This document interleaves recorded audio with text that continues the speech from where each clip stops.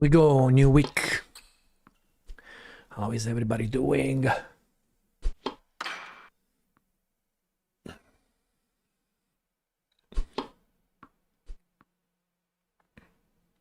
Definitely going to try to fix this AI having a lot of troubles returning the serve. For now, the AI code is like, I don't know, 10 lines of code, something like that. So I'm not really worried.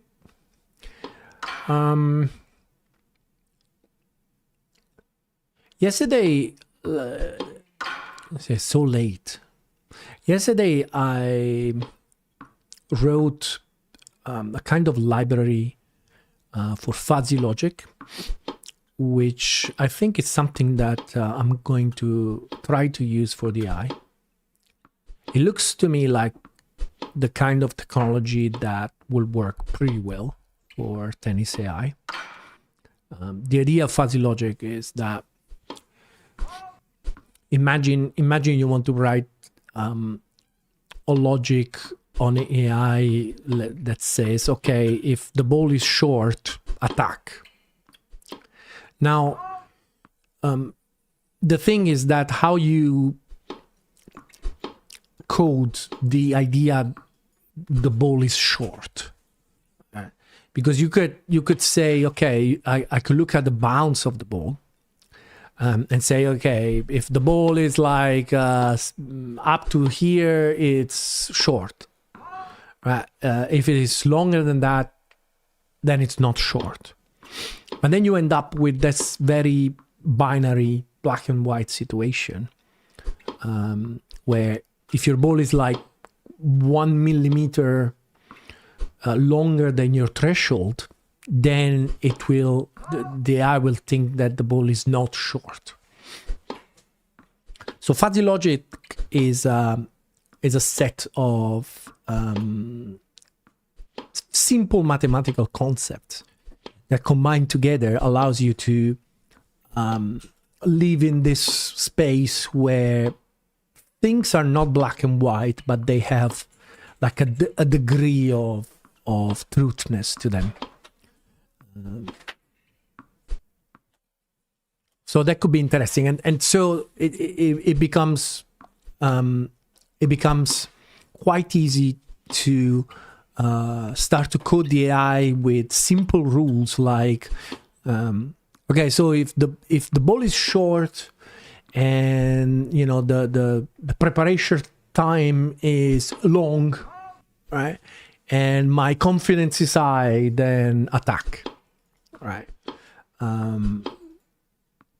So that could be, that's something that you know, it creates this kind of smooth transition between what is true and what is not true. So that's going to be something interesting. But we still have a little bit of boring work to do, sadly, before we get there. We will see what we do today. I'm not 100% sure. What I did this morning, actually, I added the ability. So I added this score rules. So before, the score was like a 6, so the games end at 6 and so on. Now I added the ability to define how many games you need to win, how many sets. I really don't see a scenario for this game when we will ever have 5 sets, honestly, but we'll see. Then we have something in some tournaments. You have this concept of a super tiebreak. So what a super tiebreak is in tennis is that instead of playing a third set, you play a tiebreak. Most of the time is at 10, so 10 points. So the typical tiebreak is 7 points. So you play this super tiebreak at 7.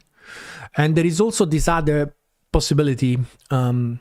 It's a rule of no odds. In tennis, what it means is basically, in tennis, to win a game, you need to have 2 points advantages on the on the opponent, right? So you get this concept of deuce, and then I make the point, and it's advantage for me. And then if I win another point, then I win the game. Otherwise, we're back to deuce, and this thing can go on for a very long time. And especially when it comes to junior tennis and tournaments where that happen in a short period of time, is becoming more and more popular to have matches that have like games that you win a 4 instead of 6, and then you have a tie break. Interesting that I have 4 here, super tie break. That's weird. That should be 7. And then they have this no odds, and the idea of no odds is that there is no deuce. So the first one that gets to the 4th point wins the game, without deuce and advantage and deuce and advantage and so on and so on and so on. So we got this coded and it works, but we still need to do the tiebreak. What's the higher level idea for this game? This is a question that comes from YouTube. The idea is not to replicate the famous players and so on. The idea is to get more a feeling of junior and semi-pro tennis, where you are on your way to become a pro. So for example, the things that we're doing straight away, instead of modeling a tennis court, let me get the AI to play. So instead of modeling a tennis court that looks like the central court of Wimbledon or things like that, the stuff that you will see on TV, we have something that resembles more a tennis club. So it's more like that kind of gritty experience that you get growing up as a player. And the game is also as a balance, as the idea is that you go back and forth between training and playing tournaments. So there is this idea that you have to grow the abilities of your player. So we're going to combine both the ability of you as a player with your timing with the ball, the distance with the ball, but at the same time, your player character inside the game has abilities, and you can train those abilities by going through training. So it's still a matter of finding the balance of how much training we want to have compared to tournament play. So it's going to be, a matter of understanding what's the right balance. My instinct for now would be to say 1 tournament and 1 training session. So the idea is that at the beginning of the training session, you will decide what you want to work on. So you say, I want to work on, having more power on my forehand, and you have a coach that will basically set up your training session, and your training session is going to look something like this, where you have let me play. So you have you get the ball, like this is just a very simple example. The objective is to get the ball into this 4 cones, right? And if you do it correctly, then your player will level up, and you will have more power, more accuracy, whatever you decided to concentrate on for that particular training session. And so now you can go to the next tournament, and your player will have stronger skills, stronger stats, right? But gameplay wise is physics based, realistic, etc. That's the idea, is to make a test to look like tennis. So obviously there is, the ball has to move like tennis. It needs to look like tennis. It's not something that obviously sports game. It's always complicated because you're trying to translate a very complex movement that you do with all your body, where your entire body is involved into a proper tennis shot, into something on the controller. So you work mostly with things like timing, distance with the ball, height of the ball, where you hit it. Did you hit the ball up here? You're not going to have the same power if you hit the ball up here compare if you hit the ball in your strike zone. But obviously I love tennis, so I would like the game to look like tennis. Also, I don't like, we had this conversation a couple of streams before. I don't like things like when you see tennis games where players start to dive 3 times every point. You see dives and things like that. It starts to become ridiculous, right? So hopefully it's gonna look as much as possible as junior tennis. Did you ever play Fight Night series? I don't think so. I thought the training concept was novel in that you couldn't just always get better at skill X. It was natural that your other skills slightly degraded. That's an interesting concept, that if you train on something, everything else will degrade. It's a matter of, it's when it comes to this kind of stuff, it's finding the balance, finding the right balance to get something that you really want to keep playing, and doesn't become a job. So the trick here is really try to make training fun, which is not easy. Imagine a situation where we will have, we could have like, this is like a very simple situation, but imagine we will have like variation of this, like, okay, 4 balls here and then 1 ball here. We might have cones down here on your side of the court where you go like, let's say you want to make your character faster, right? And then it's going to be like, you get the ball going this side, you have to hit that. And then after you hit the ball, you have to go around the cone, come here, run back here and hit another shot. And so on. These are all things that you do on a tennis court. These are actually the way tennis players train. So it could be interesting to have this, and hopefully it's not boring, right? It's not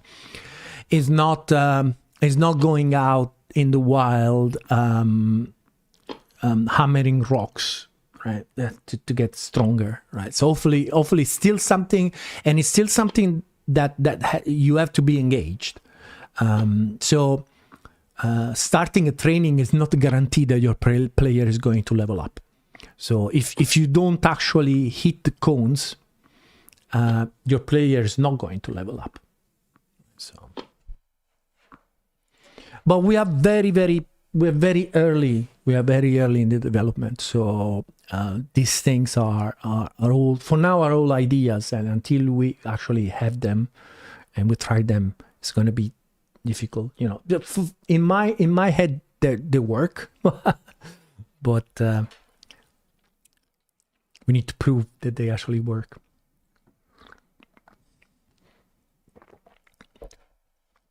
So character will have stats to train. Correct. So you will have things like, we already have like, player skills. You can already have an idea of what we have. So for every shot, we already have the idea of, what your save speed. Like the idea of the save speed is like every time you depending on which button you press, you can choose if you're going for a safe shot, and the safe shot is going to the target. Right now, sadly, we cannot see the targets, but once I will actually show what your aim is. When you go for a safe shot, your target is kind of more inside the court, right? You're not really going for the corners.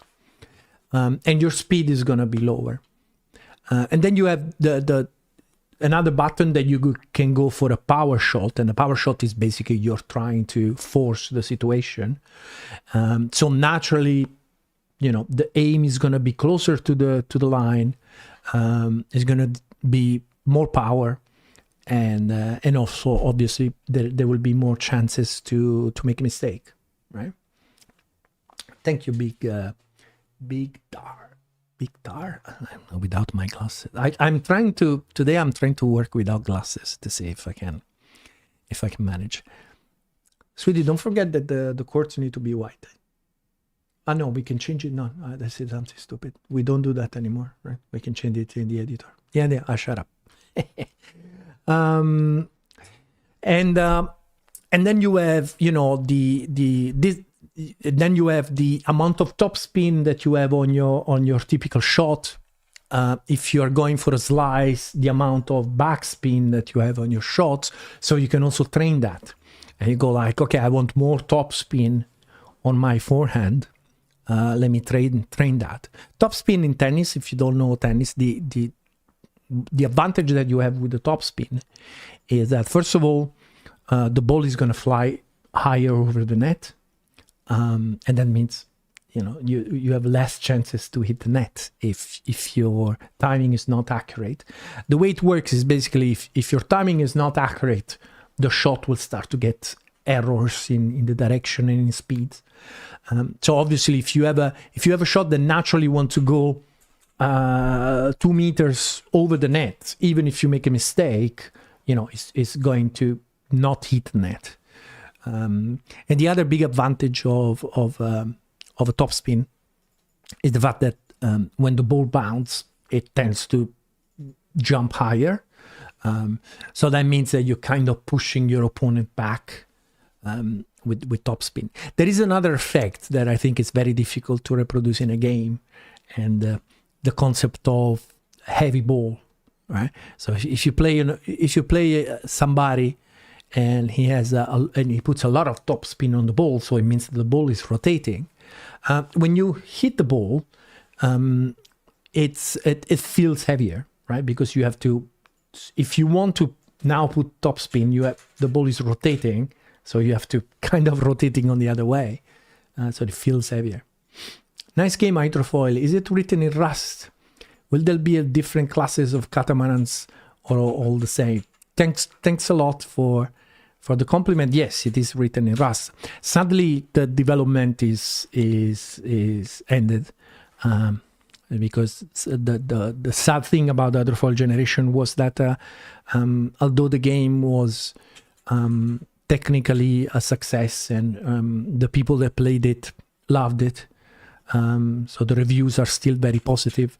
The sad reality is that there isn't enough people playing it and buying it to sustain the development. So sadly, there's not going to be updates. You give a chance to use a more fluid or use ball on server to change the ball speed. Yeah, I mean, it's not. It's one of those things that can add a lot of can add a lot of immersion in the game. When it comes to junior tennis, you don't change balls every 9 games like in professional tennis, so it's not really a thing when you play at lower levels. So we'll see. There are other things that we could add, things like wind if you're playing outside. We have to see, we have to see, we need to understand. I still don't know what kind of game this is. So I don't know, but it's a nice idea. But the reality is that when it comes to this stuff, it's a little bit like a racing game. If you do it you either have to do it in a very exaggerated way, or if you do it in a realistic way, the difference in flight speed between a new ball and an old ball is not that much, right? It's not that you go from a 130 miles serve to a 100 miles, that you can kind of appreciate the difference in the game. It's a very minor difference that obviously when you're playing for real, it's obvious, right? When you open a new kind of ball, they feel completely different from old balls. So it's absolutely a thing when you play real tennis. But when it comes to a game, the kind of difference in speed that you will get is very minor, to the point that you might not even notice it, right?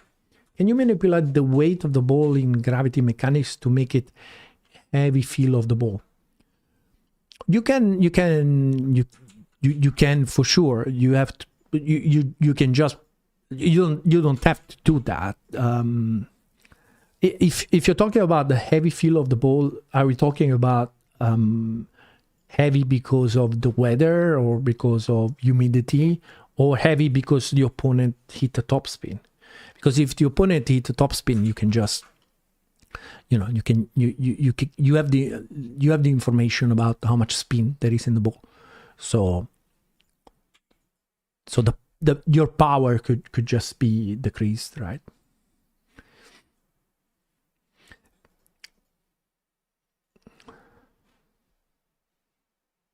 Field accuracy is never rate. Yeah, because it's there. I know it's going to be there, but I didn't write the code that actually uses it yet.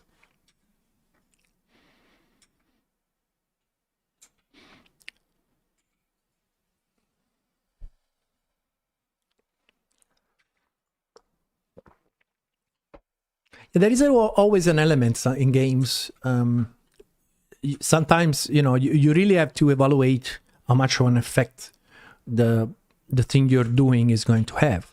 This is really something that is very common in racing simulations, where you might think, okay, I remember how disappointed I was, for example, when I added wind to Assetto Corsa.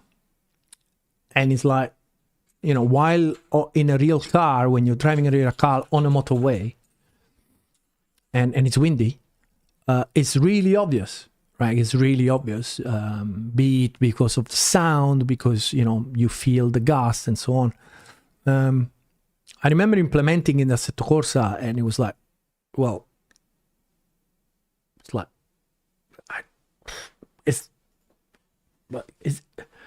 if I turn it off, nobody will notice. If I turn it on and off, nobody will notice it. I think my microphone is clipping. So you always have to and it's the typical thing that is very easy to, it's a trap, like, so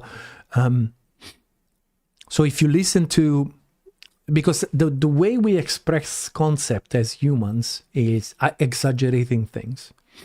So when you listen to Formula One drivers and they say like, I have no grip, there is no grip, right? So if I tell you, okay, so Verstappen is saying there is no grip, right? What does it mean, right? Does it mean 50% grip? Does it mean 20% grip? Because if you say no grip, right, you will say, okay, so you're close to what? 0%. It's like, what are you talking about? What does it mean there is no grip? And you so it's like, these are cold tires, so there is no grip. What does it mean? No grip, right? And the language might suggest is 10% or 20%, but the reality is that is 98%, right? The drop is minimal, right? But to a professional driver that is trying to lap a car on the limit is very obvious, right? But the way he expresses it is very dramatic, right? So So you risk to do this because I'm talking about racing simulation because I've been through this kind of stuff, and there isn't research about what is the grip of a new tire, what is the grip of a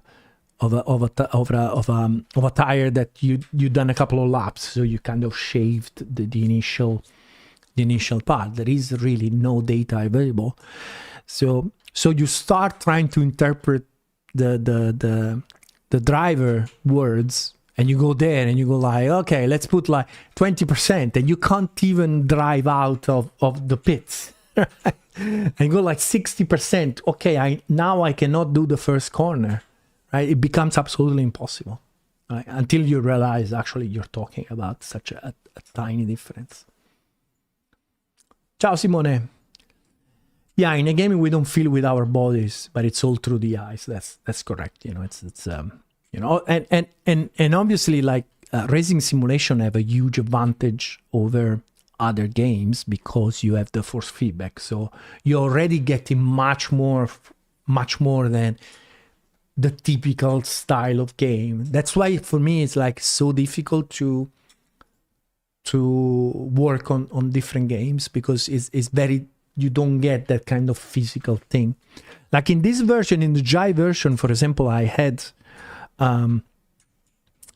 like the controller vibrating as a response of your timing. So if your timing is good, the vibration approaches zero. So you hit a ball and the controller vibrates a little bit, right?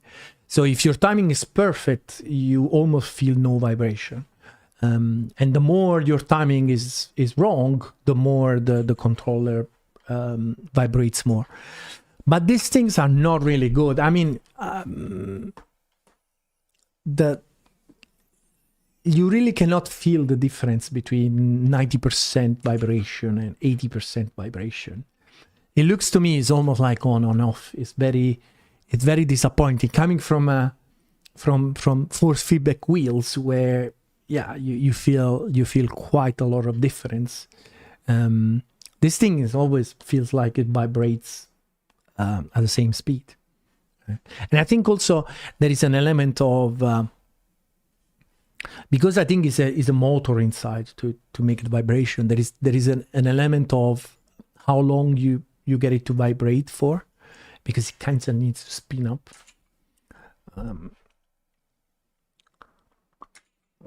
But it's definitely something I should put it back. I should put back the vibration as a feedback on the thing. All right, so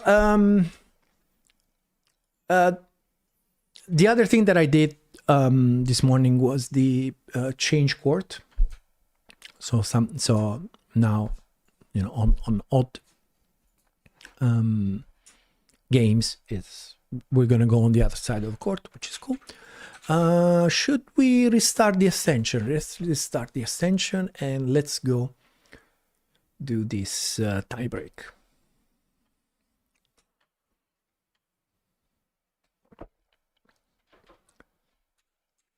Hopefully it's not that difficult. Hopefully it shouldn't be.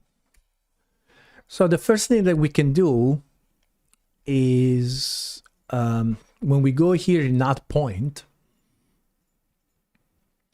I think the best thing that we can do is to decide straight away if we are in a tie break, right? So is tie break,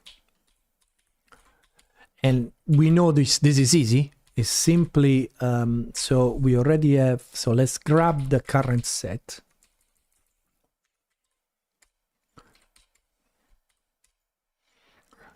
I wonder if I'm going to use this function somewhere else, but we will see. So if set current set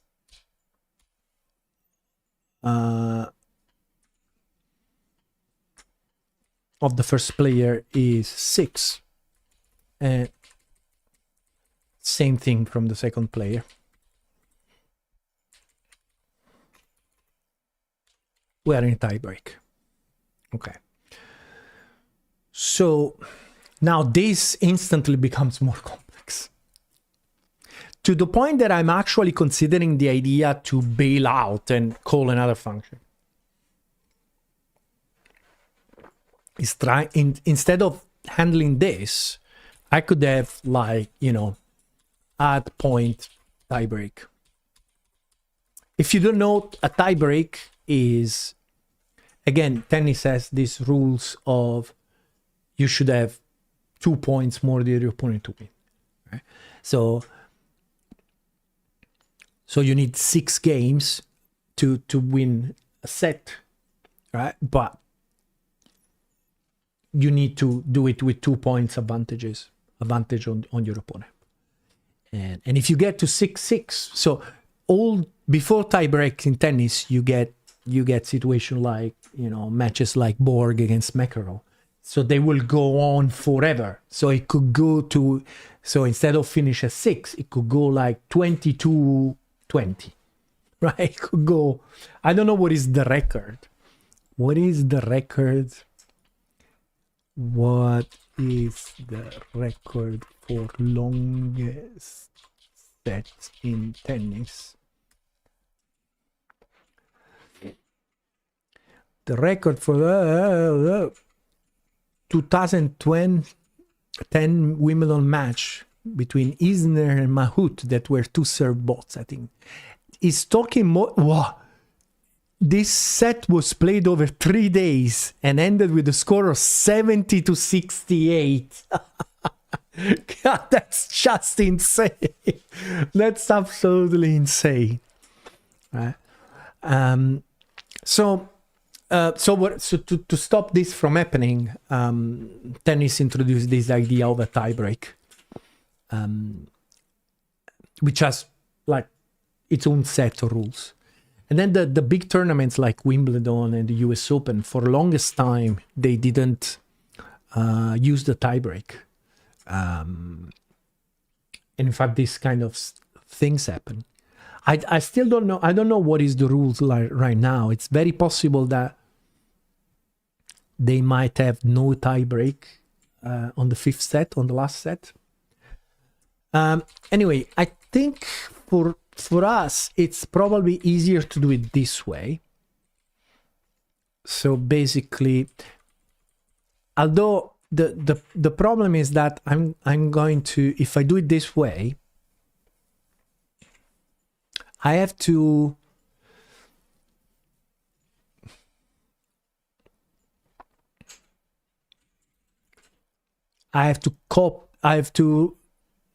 double this thing. Although I have this is game over.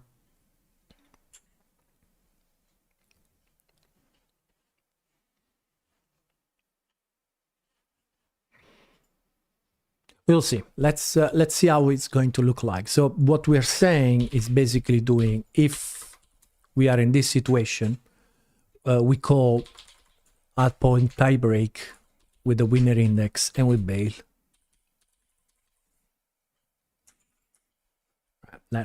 That's what I'm saying. So we create a completely different logic for the tiebreak. So if we, the thing that I don't like is that we're going to have this thing.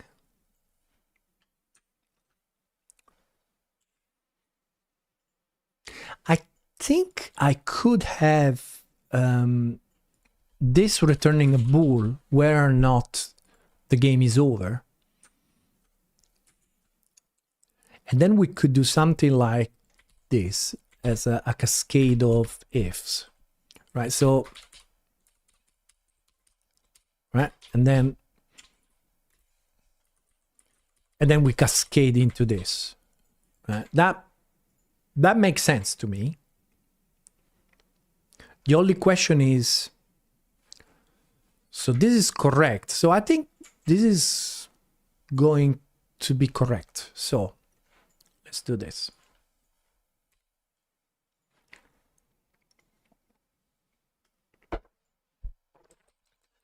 So we already add the points. So we just have to check the winning condition. And the winning condition is easy because it's going to be it's going to be pretty much this, right? So okay, so what we need to have,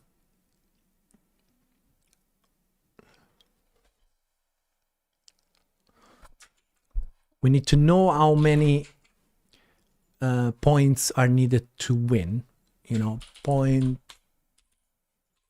to win tiebreak. Right. And this is going to be if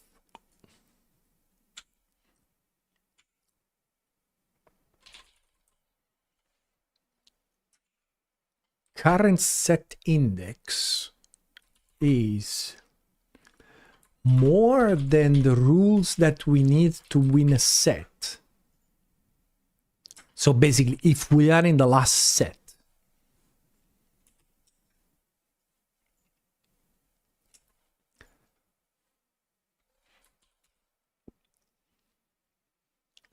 so if we are in the last set, we return, if it is a super tiebreak, we do unwrap or 7.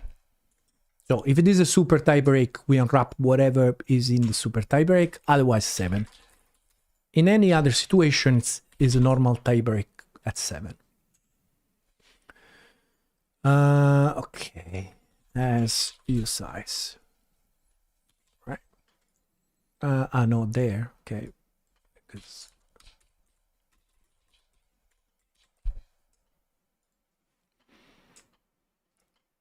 still is a U8. Let's make it a U size.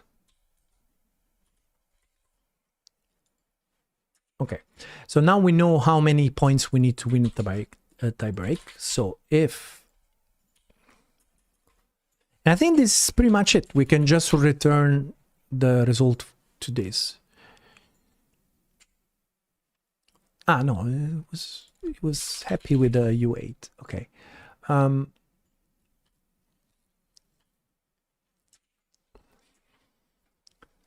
We need the other index.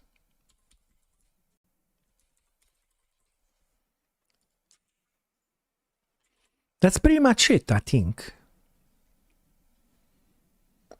I think that's pretty much it. So we can test it straight away. But before we can test it, because then we go here and, okay, the only...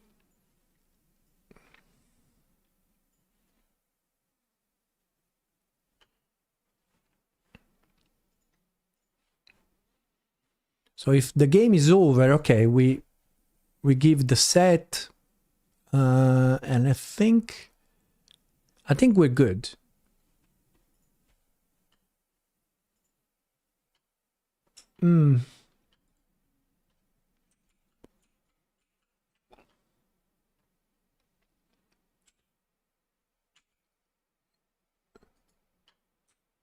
This one, it's wrong.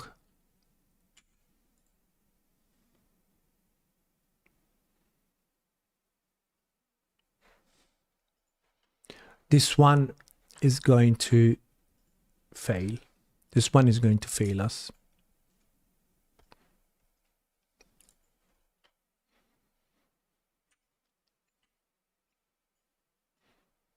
So I think we have we need to have a is tiebreak. It's a variable.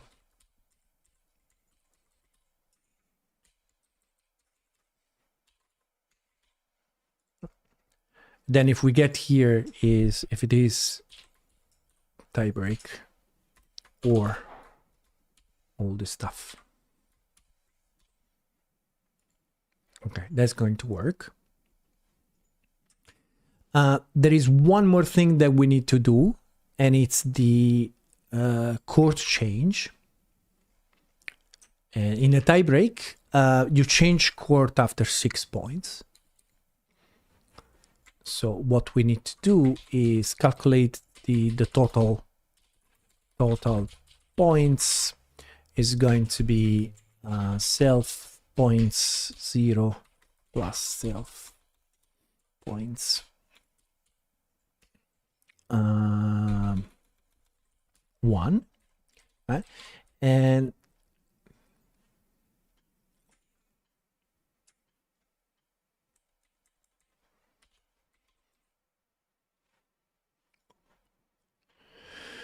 the problem is that this point has been already, so I think this is correct. If 0, if divided by 6 is 0, then we change course.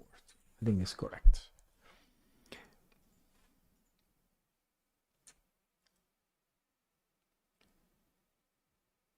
Can I show what I need to show?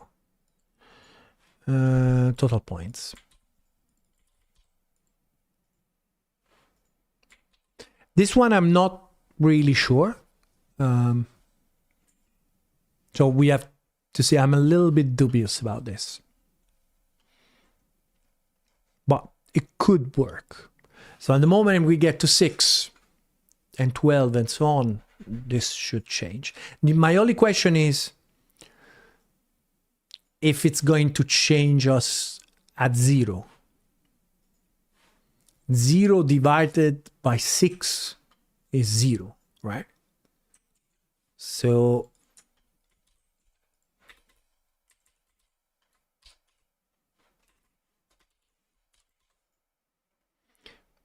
yeah, 1 second. I finished this and I'm going to start and I'm going to have to test the tie break. So yeah. The last thing that we need to do is to change the score string, because point string is giving us the 40, 50, 30 and all the tennis stuff. So we need to understand if we are in the tie break. So I had a feeling that it's probably a good idea to have, you know, is tie break.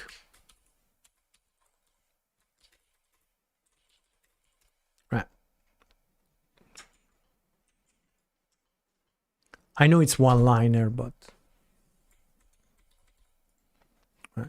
How you do inline? I forgot. Inline? Like this?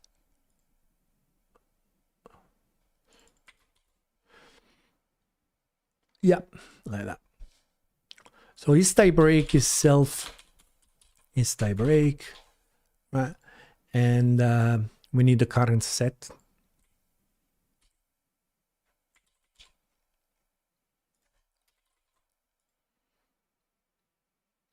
Right. Okay. So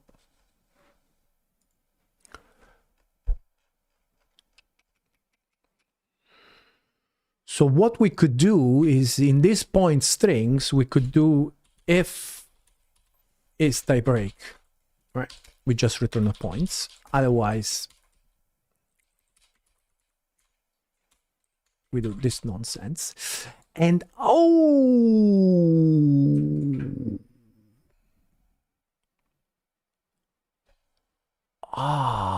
that's painful. Because here I was returning. Okay, I need another function then. Okay, no problem. No problem. It's all right. So the point string is going to be if self is tie break, right? Otherwise, this. But we're still in trouble because, let's see. So point strings, let me force it to an array of str.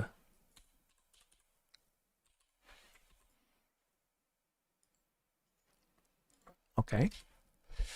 And I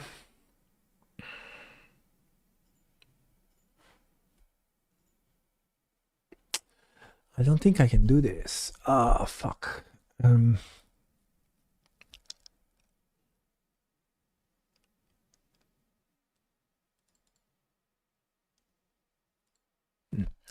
All right. I think the way I have to do it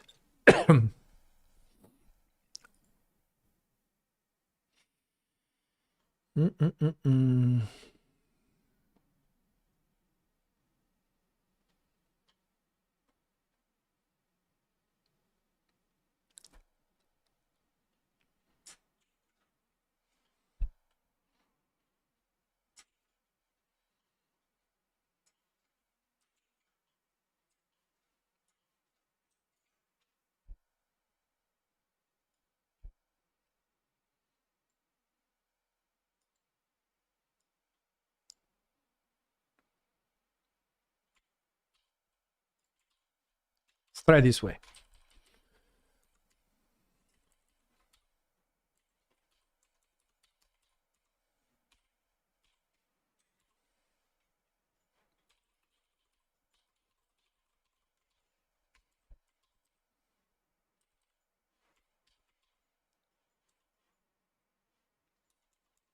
And here we're gonna return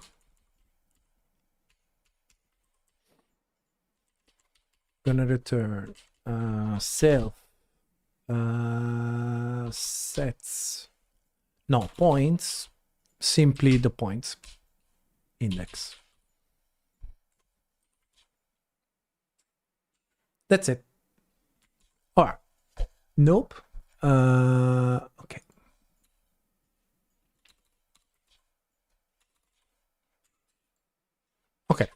Okay, so now to test the tie break straight away, the way we're gonna do it, we're gonna go when we create the match. So we create our match, blah blah blah, and then we're going to say sim score, and we're gonna say sets first set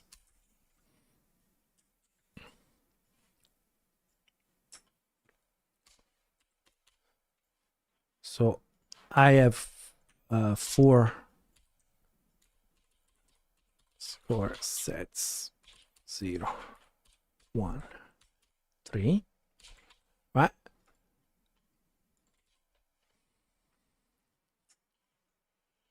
And also the tie break, thanks gosh we did this, because in reality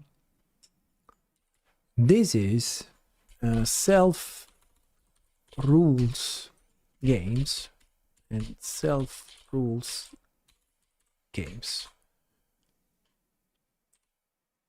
Okay, we should be there, right? So we should start the match 4-3, right? Me. So, and then we will let the AI win this. So 4-3 me, right? So we just wait and let the AI win this by not returning. And this should bring us into the tiebreak.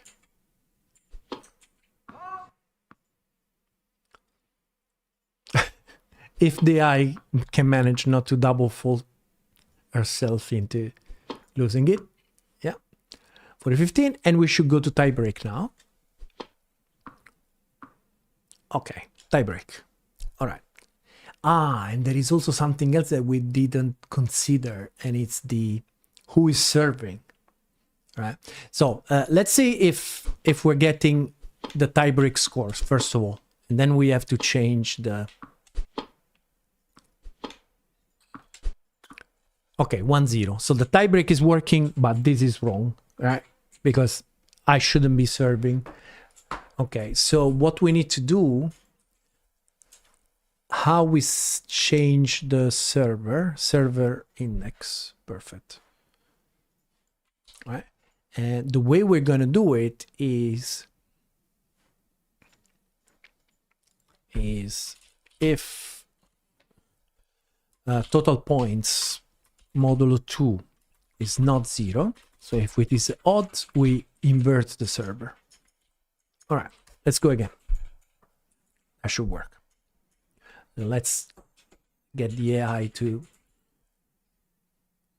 actually I should be able to do a little bit better. So I should be able to go 40 love. So we don't have to wait 4 points. Right, so we can go sim score points for the AI is 15, 30, 40, so 3.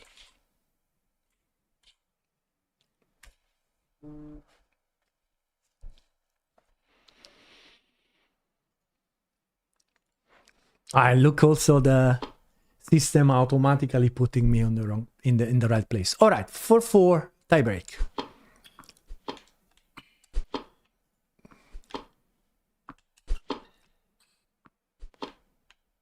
attack. That was not a good attack. 1-0, and she's serving. That's correct. So the next thing that we want to check is the change court at 6 points in total. 2-0 for the eye.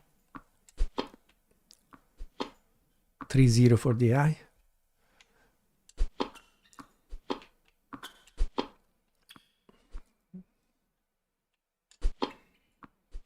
Oof. 4-1. Okay. So next point, we should change court. Let's see. Change court. Perfect. Perfect. 5-1.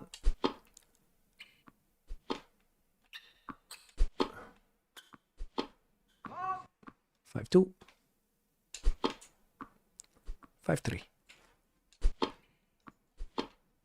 Ooh, that was good. 6-3. So this is a set point.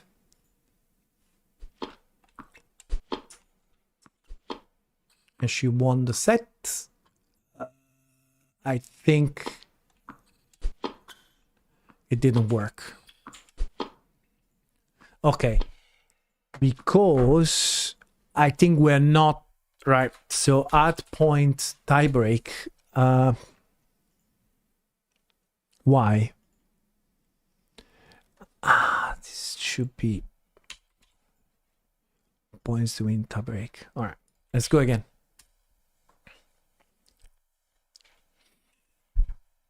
Actually, you know what?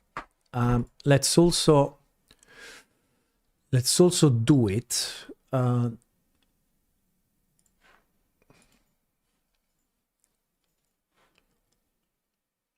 At 6. Let's see if it works. Where is it? Okay. Default.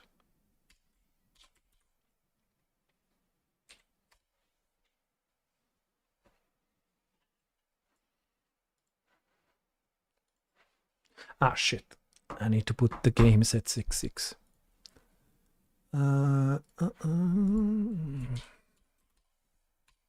So it's 6. No. It's 6-5 for me. Let's go.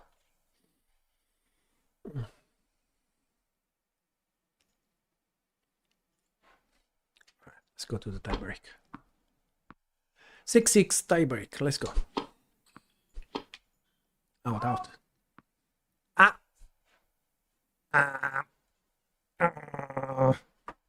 Why we're not in tiebreak?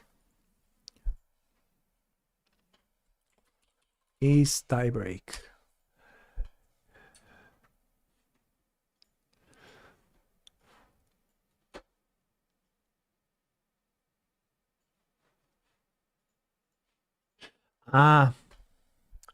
Okay, I know why. Because I have to go through the UI.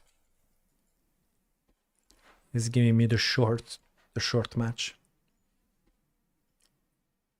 All right, let's go. 6-6 tiebreak. Come on.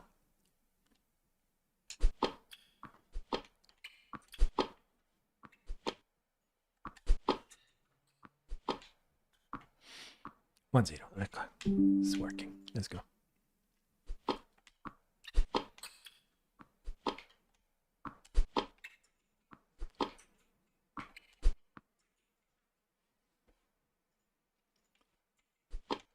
Oh, what a serve.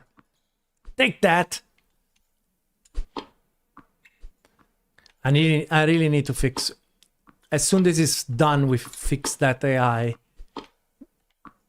Missing so many serve return. Survive this. 2-3. Let's go.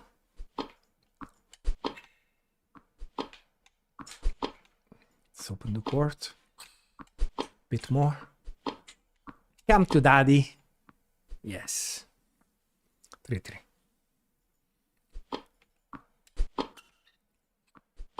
Ugh. 4-3. 4-4. Eh! 5-4. Out, out. 5-5.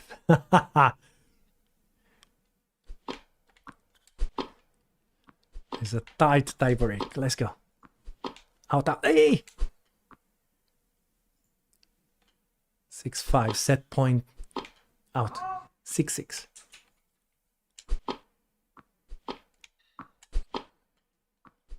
Out. Set point for me. No! I tried to go big. 7-7.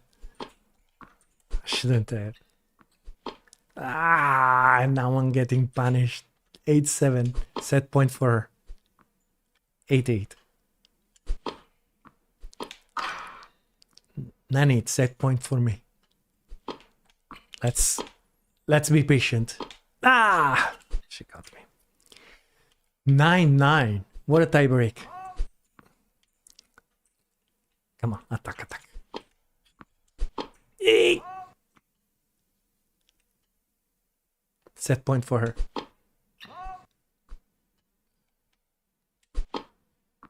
Oof. Second surveys. 10-10. This is a one hell of a test to prove that it works, this tie break. Let's resist. Let's resist. Let's resist. Oh! Oh, good. I stopped like an idiot. Set point for her. What a test. This is an highlight, this tie break.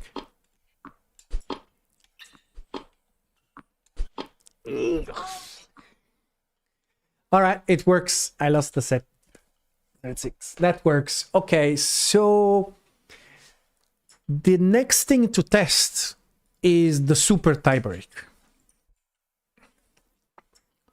So the match rules, no, the score rules. What is the default? The default, I think, is no super tie break.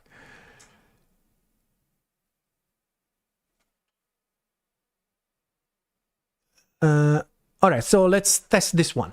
Let's test the super tie break. Okay, so we get the short, new short, and the score that we force at the beginning of the game is we're back at 4-3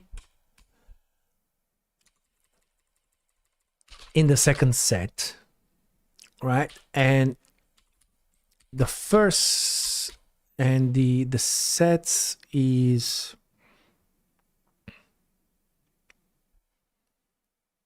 how does this work? Score, set count. I won one set. So no, we don't want to do a tie break here, right? We want to be 3-0 for the AI, 40 love. So we want to be set point for the AI.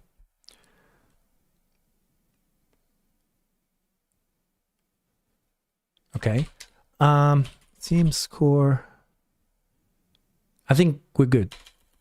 This should give us a 3-0 40 love for the AI and one set for me. The problem is that we might, let's put a score of the first set so we don't see weird stuff. Sets 0. So let's say that I won the first set for 4-2. 4-2. Right. So this should give us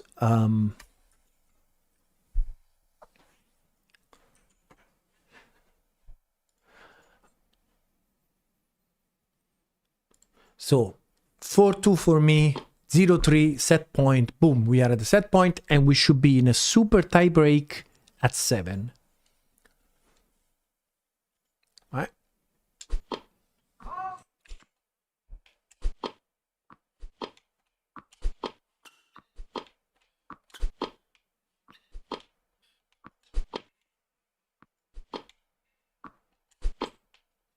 Oof. And it's not working. It's not working. Okay, because I didn't write the code for the super tie break. Okay, so let's go to our favorite function, is tie break. Okay. So is tie break. It's also tie break if. So if the current set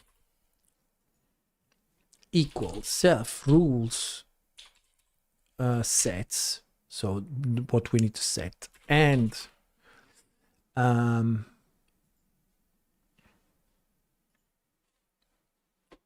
let some super tie break. Now that's it.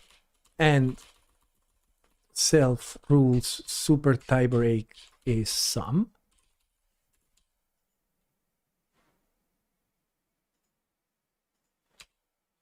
Return true.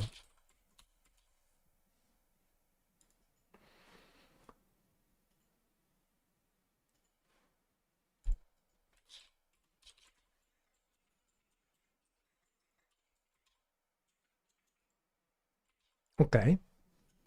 And I think everything else should follow. But to make sure, let's do a new short. Let's do that we do a super tie break at 10. So we're sure that it's actually working. Let's try.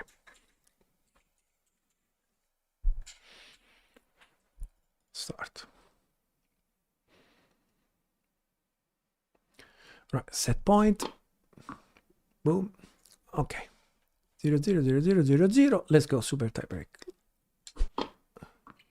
Let's give a point to the eye to see if it's working. Yes, we are in a super tie break. So the next thing to test if it finishes at 10. So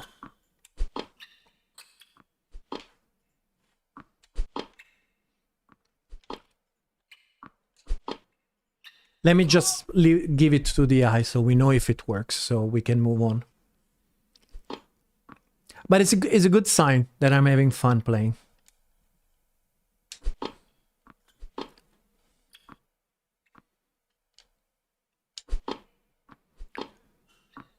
For 0, 5, 0.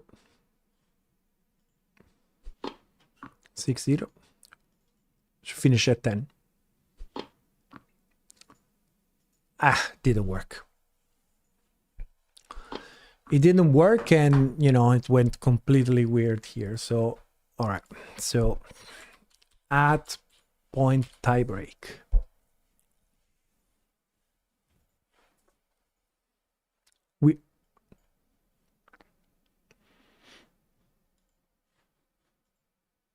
I don't even know at what point we finish.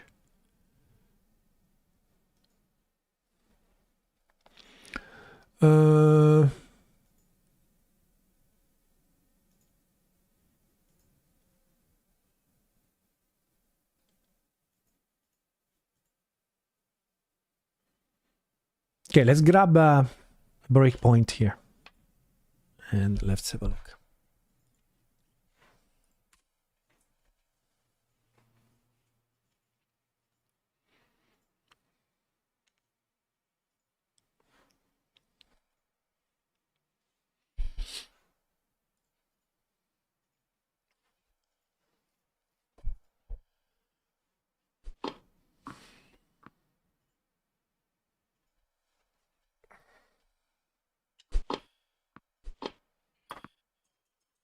Okay, so points to win the tiebreak. Fuck.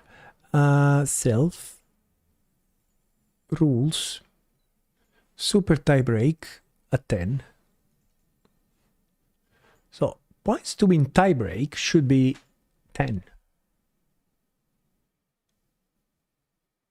Ah, that's the problem. It should be equal, isn't it? Yeah. That's our problem. All right, let's go. I'm pretty sure that's the problem. Una volta terminato questo progetto, prenderà in considerazione qualcosa di dedicato al basket. Simone is asking if I could consider something dedicated to basket. I it is not a sport that I love, sadly. I'm definitely not into it. So yeah, no, I don't think so. If I ever do another sport, could be volleyball, but not basket. All right, tiebreak. Let's go.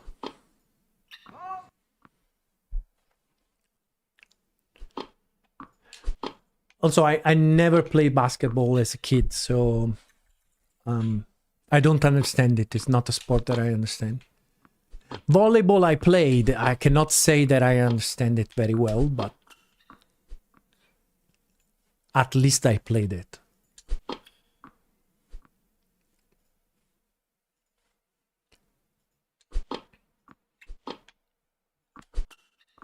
My school actually managed to win the Giochi della Gioventù. Giochi della Gioventù is the competition between high schools in Italy for pretty much all the sports. And my school managed to win the volleyball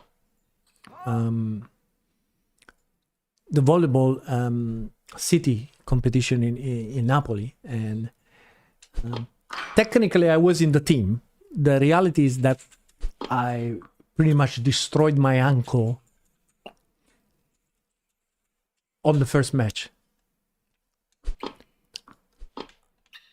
I enter, I try to jump to do what is called a wall, and I landed with my ankle backwards. And I couldn't walk for months. And I got the medal, but I literally played 3 minutes.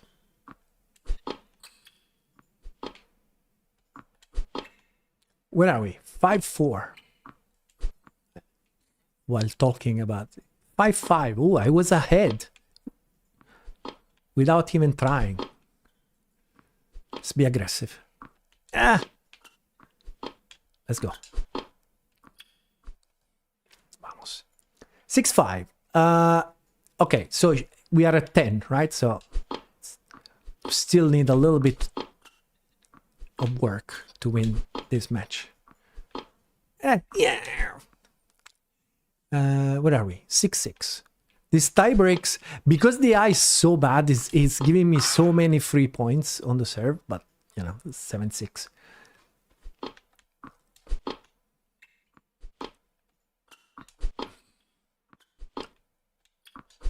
Oof.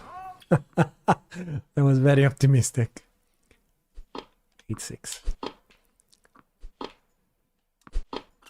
Come on.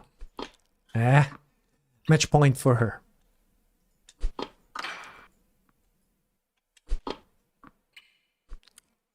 I need to fix this eye. It's ridiculous.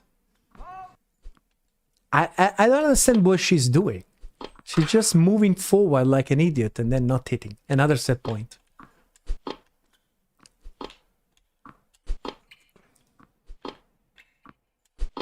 I'm too behind. Let's go. Ah, what an idiot. And it's finished. Okay. The only thing that doesn't really work well is this. But I think we can leave it for today. I think we have. Let me put a to-do somewhere, because basically what we need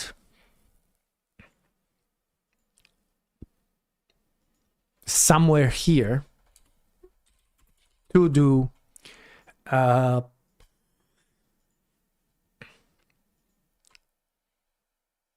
make sure this gets the points from super tiebreak.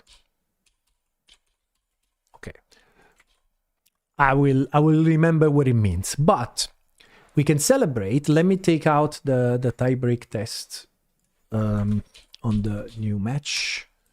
So let me take out this stuff where we force the score.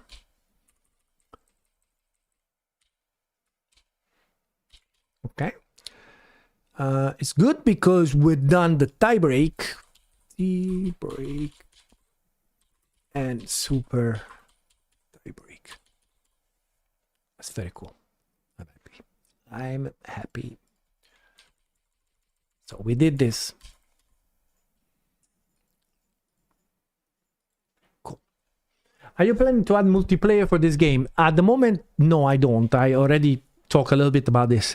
Obviously, the main reason is that I'm the only developer. So adding something like, so having single player, multiplayer, you're basically doubling your work.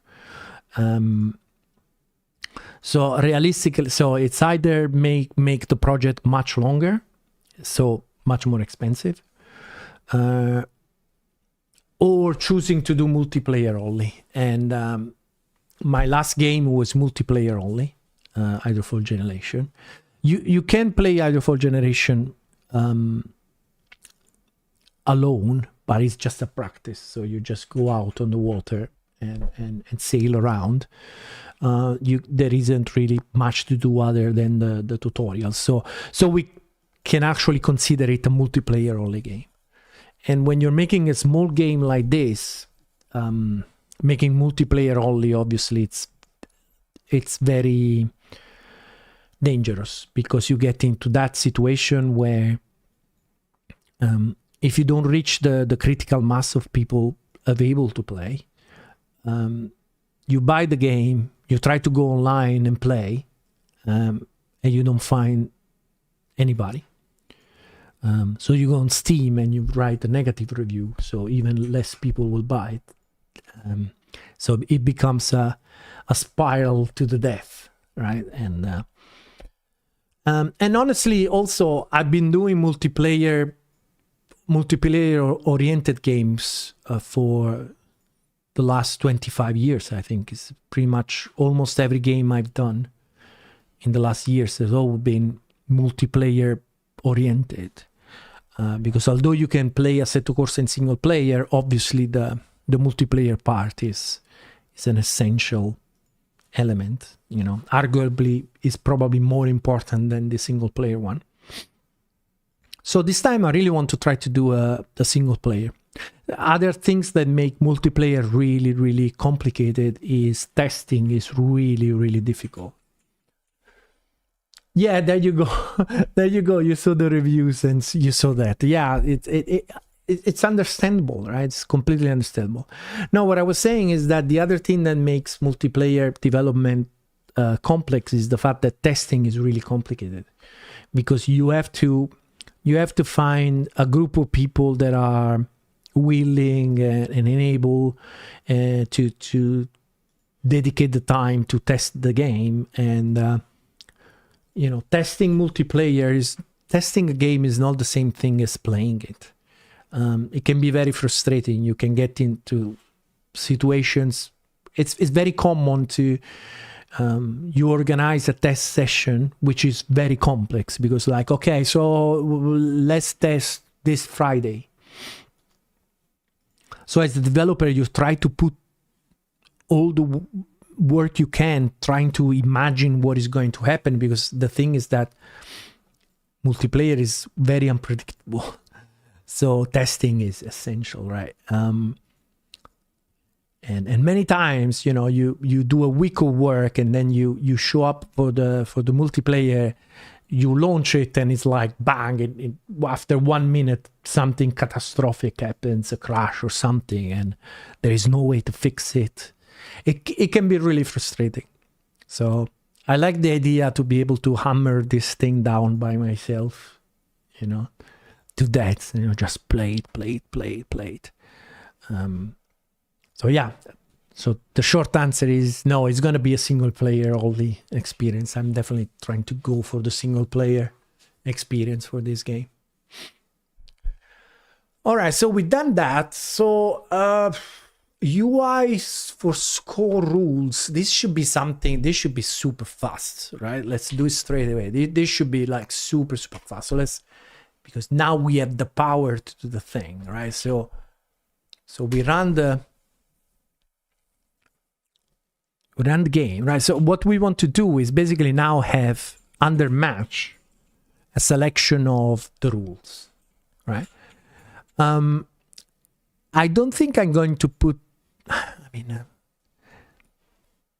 We could put something like, the problem, I really don't know how to call it. So we could put it, I think we could simplify this. So where we put training kind, we might have the score rules, right?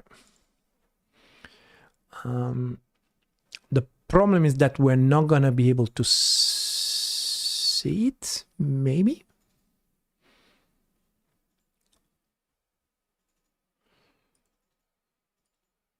Score rules.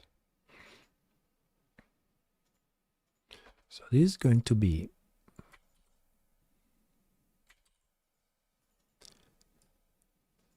so short. How can I call this? Like, you know, 4x2 short, right? 6. So I can do like, okay, 4x3 means games of 4, 3 sets. But this is like 4x3. I really have no idea how I'm gonna call this. Let's call it short for now. Yeah. So 6x3.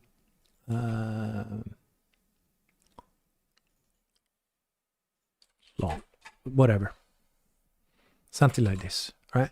Okay, so that's how it's going to look. So it's going to look like this, right? Boom, boom, boom, boom.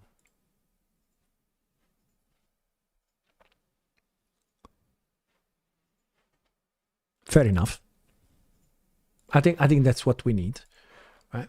So the first thing that we need to do now, we have to write the code, because when I go to training, the training thing should appear, and this should be hidden. And when I go to match, the training, this should appear, and the training should disappear. So let's write that.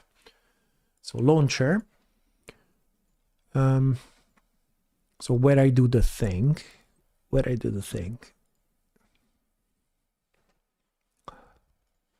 Okay, so the spinner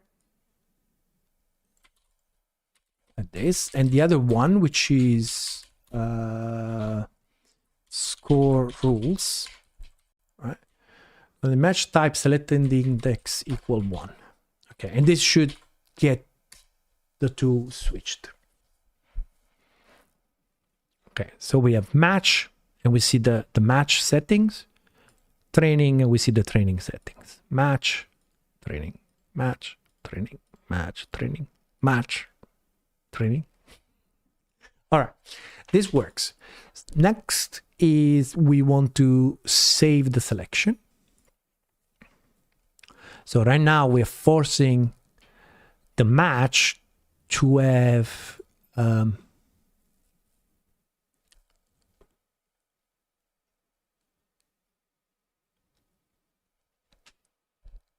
the short rules, right? If we load the sim, and what we should do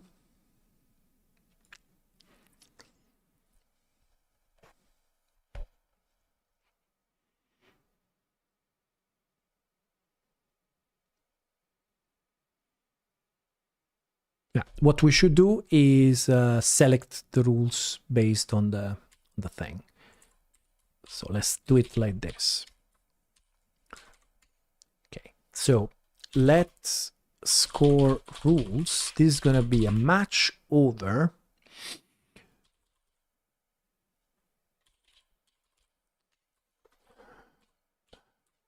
score rules, right?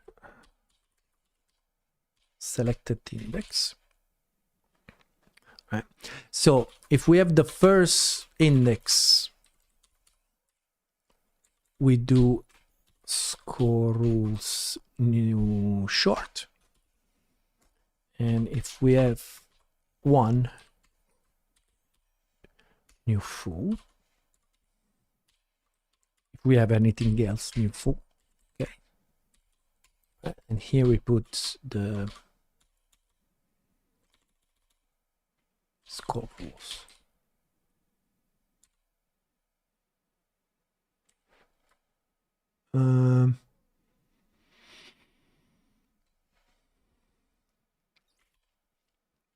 What are we missing?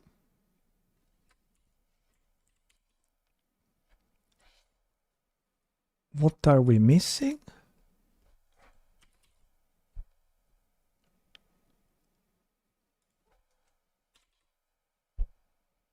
That's it. Okay, so that's simple enough. The problem though is that we have to save the entire thing when we save it. So when we save,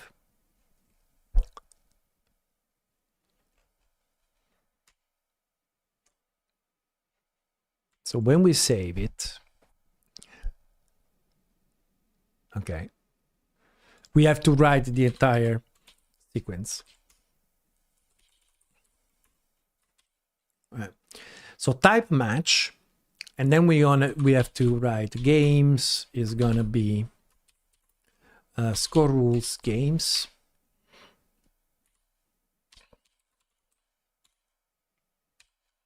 Right, and then sets.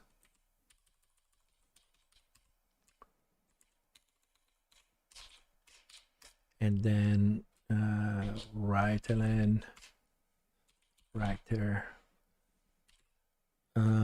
no ads is going to be score rules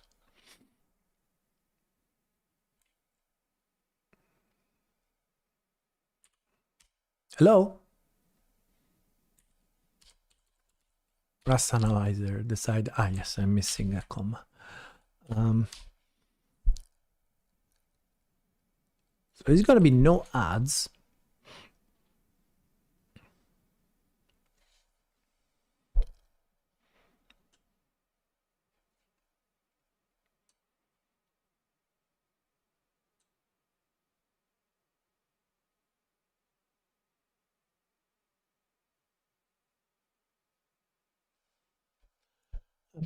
I wonder if I'm doing this thing somewhere else.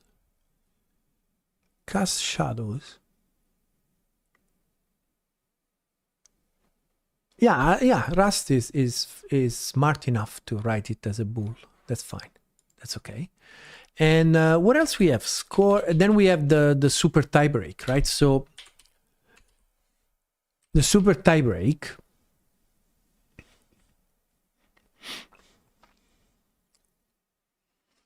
We can write 0 or no super tie break. It's fair enough, I think. Writer super tie break.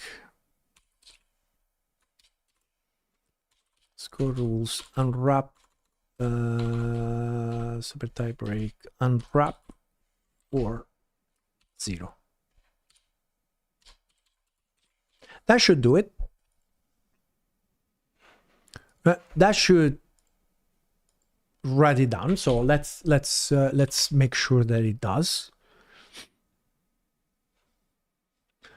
So we go for a match of 6 sets. So it's a long match. Start. Okay, so we close this and we go check what we saved in UI memory.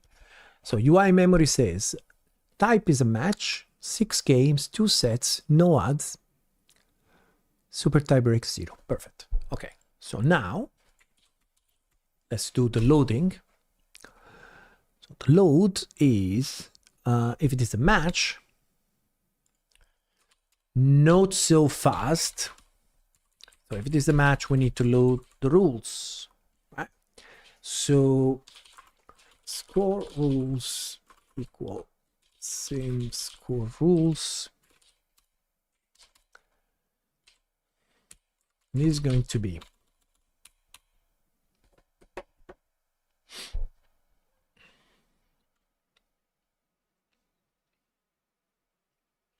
ini find I32 match type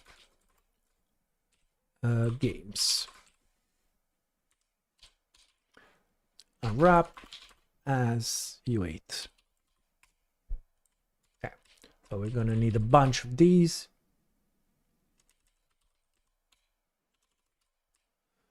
It's gonna be sets. Okay. Here's gonna be a find bool. No ads. No ads. Right. And for the super tie break, the super tie break,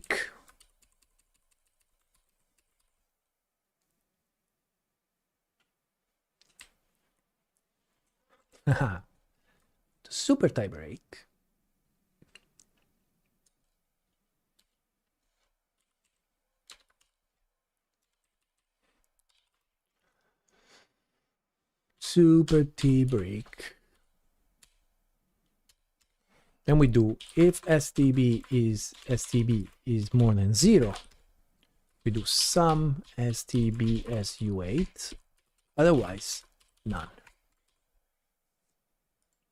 Okay, this is a bool, so we're good with bool.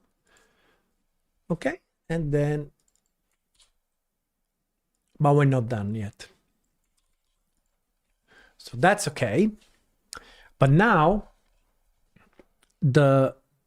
we need to set the combo box, the spinner to the right value, which is going to be a little bit hacky, but you know, we can live with that.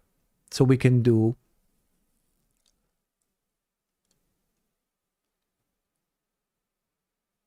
that's not the one. This is the one. So this is the one that we need to set the thing. So form spinner mute sp match type. No, score rules. And wrap selected index is going to be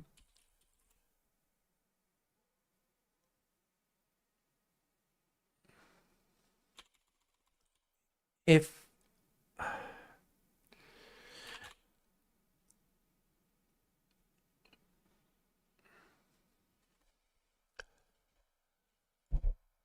it actually has to happen down here.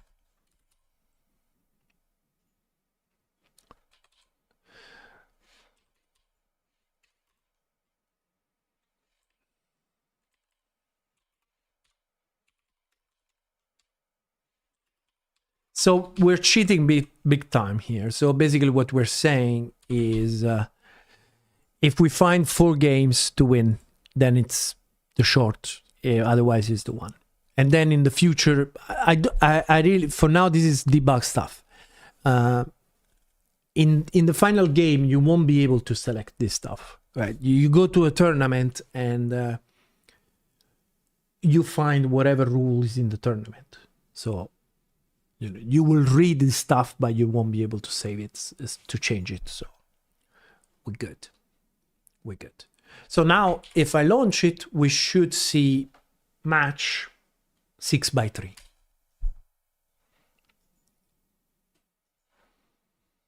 Match 6x3 long. Let's move it to 4x3. Start. Okay, close. Run again. 4x3. Perfect. Good. Good. All right. Score rules in UI. Kind of. All right. That was easy.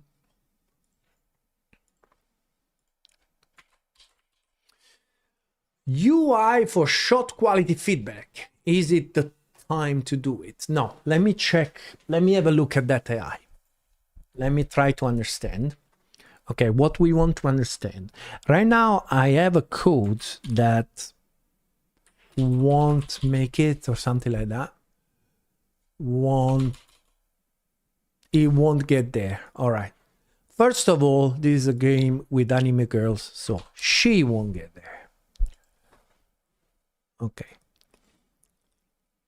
So what I want to know is the AI aware that is not going to make it in time to get in position to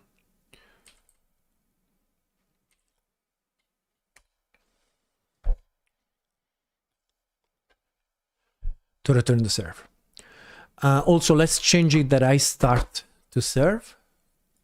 So score server index -1, not 0.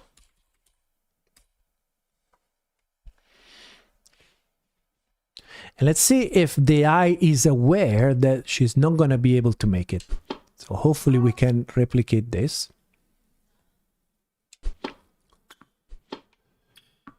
This one, she got it. It was quite easy to do one. Now I'm going to struggle to replicate, am I? There you go. This one, for example. So let's see. She won't get there. Okay, so the AI knows. The AI knows that she won't get there.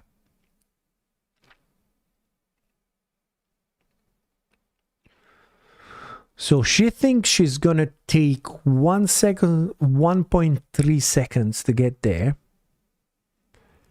But the ball will be there in...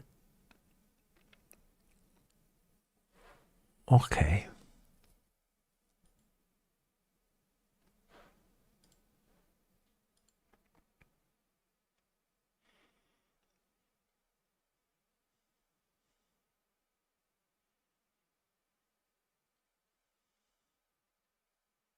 If I remember correctly, at a certain point,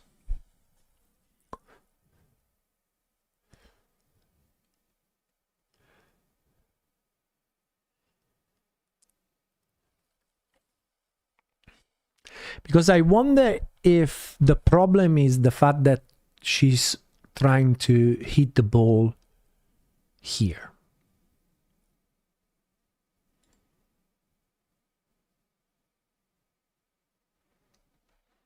So let's try to do something. Let's say that take space.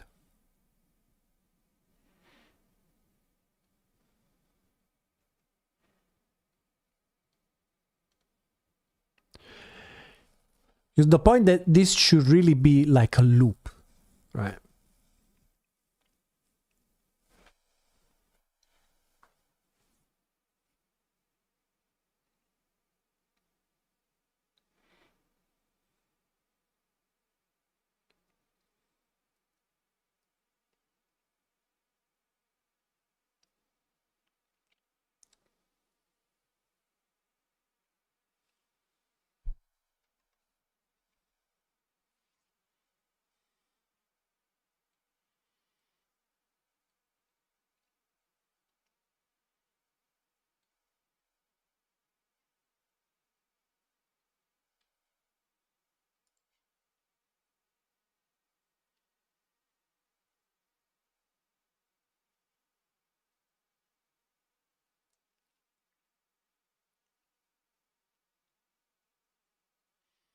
I have a feeling that I need to name these zones.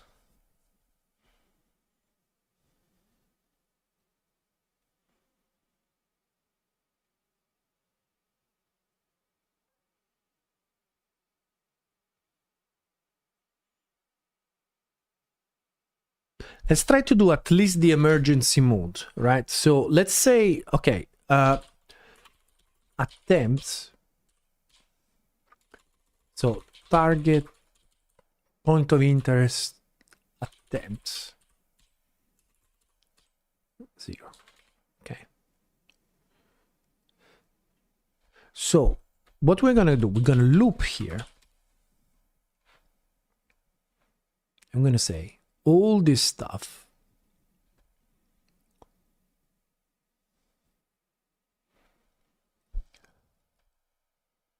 so all this stuff happens inside this loop.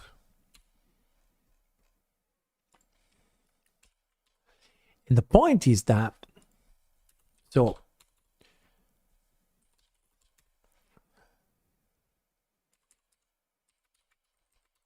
let's do it like this. So if we can make it in time to the place where we want to go, then we just break out of the loop and we're happy like this. Okay. Otherwise, we warn we attempt, what was it? How did I call the function? Target point attempts. So target point attempts plus 1. So here we can do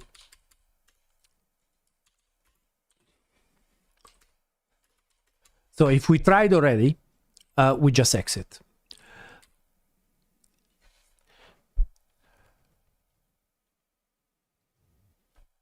This we put it out of the loop.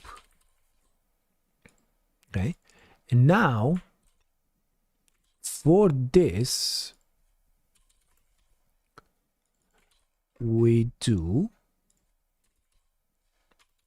ball projected trajectory last hope point.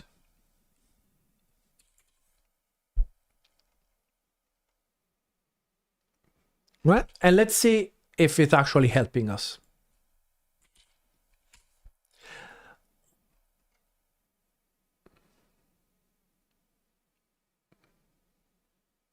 Or let's go with the easy, because I have a feeling that what is happening is that that's happening when the thing selects hold on one second, let me fix this 1 second.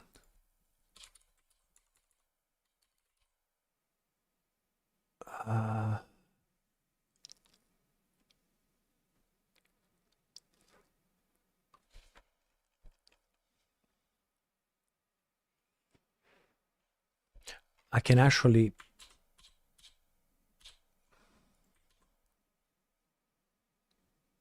how can I do this?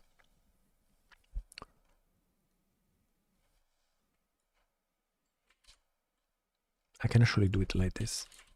All right.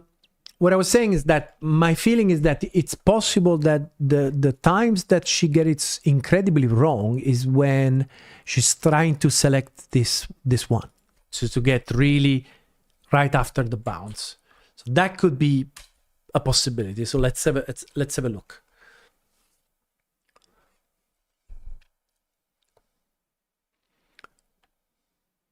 All right, this one should return. I want to see if we see that she won't get there.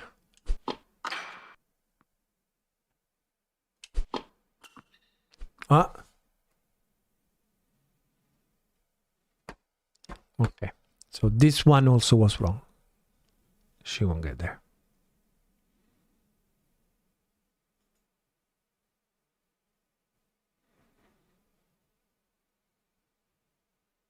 So my assumption was wrong because these are the same values.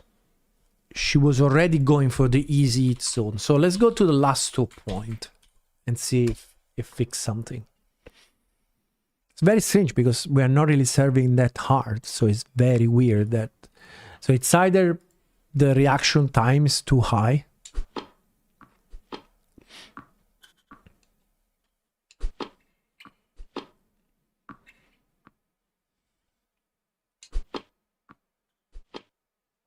That's it. Fix it.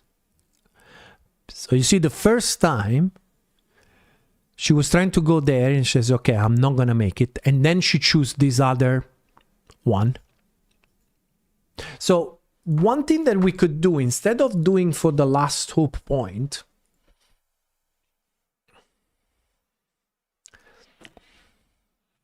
there should be like some kind of degrade, right?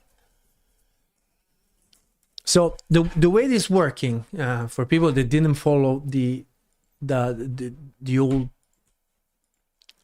streams, right? So we have this projected ball trajectory, and we find several points of interest throughout this trajectory.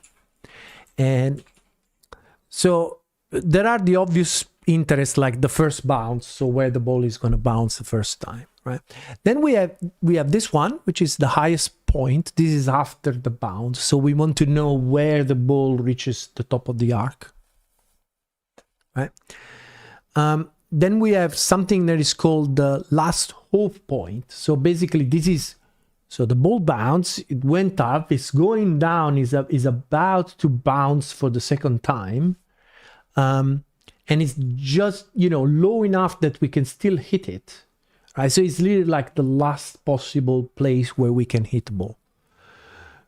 Then we have a easy hit zone.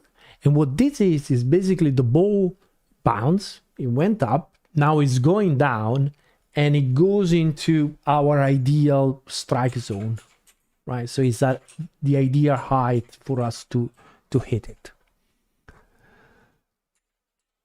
And then there is the Agassi hit zone, which is the same thing. It's in the height is ideal for us to hit it, so it's between our shoulder and knees, but the ball is still going up. So we are anticipating as much as possible the ball, right? So the idea would have to be like, if I choose, so in order of sequence, let me put this actually in order of sequence. So the first one is going to be the first bounce. No, okay, so the first one is going to be the net cross, which really nobody cares about, right? Then is going to be the first bounce.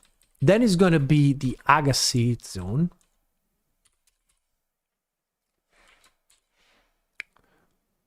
Right? Then is going to be the highest point. Then is going to be the easy hit zone. Then is going to be the last 2 point. Now, ideally, we want to go through these, right? So I want to choose that.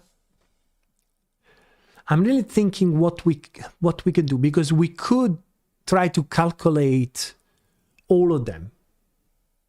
And then I could say, okay, let's go to the closest one. You know, that could also be a possible strategy for the AI. Like, you know, I calculate all of them. Then I choose the one I want based on my strategy. And if I cannot hit the ball, I'm gonna choose the closest one. So I can hit it with less movement. That sounds good. I think we can easily do that, right? So if we go to the moment where we fail, right? So we go here. So right now we are choosing the last hope point. I think here we can go through all of them. The big problem is that the code is going to look like shit, like absolute shit, because we don't have an array of these values.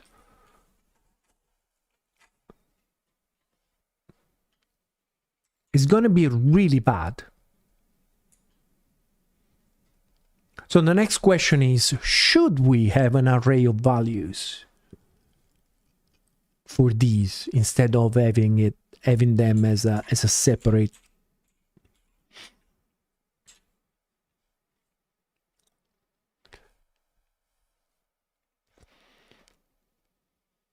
Because we also need to do this. Is this a constant? I think this could be a constant, but this could get really more complex, because at a certain point the AI will have also the ability to decide to go hit a forehand, for example. So the ball is going to my backhand, but my forehand is much better than my backhand, so I want to go around it and hit a forehand. So this function, it's very important.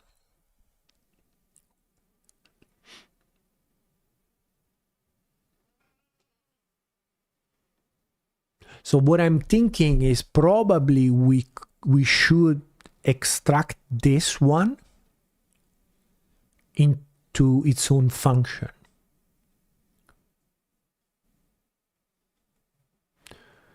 Which could could have a sexy name of take space and time. So basically it's gonna tell us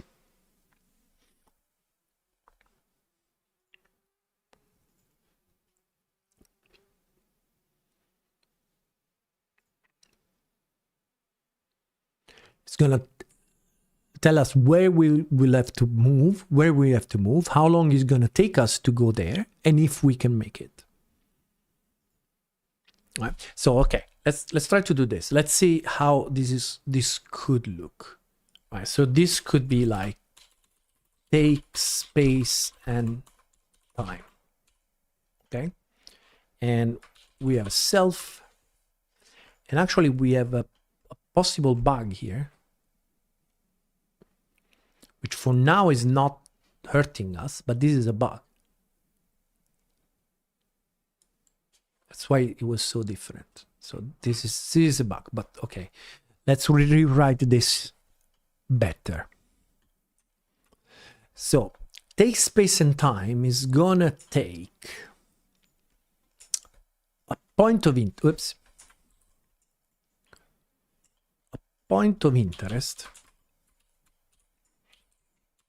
where it's ball point of interest, projected ball point of interest. Okay. And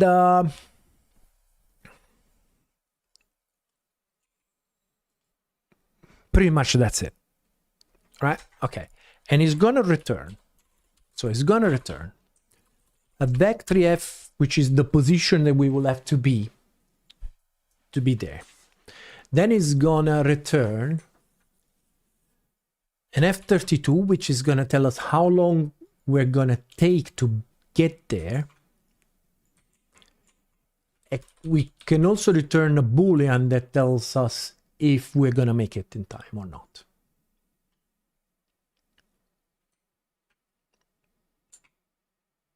Okay. So the way this is going to look like is pretty much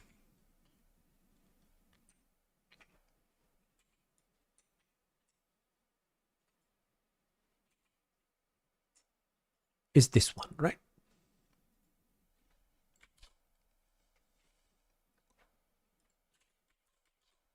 Okay, so let's have a look at this. So let's call this target point of interest. Okay, so we need to pass a player. I think we probably, what we need, okay, we need the player, the court side, we need all this nonsense, and probably we're gonna need the player speed. We need the entire player.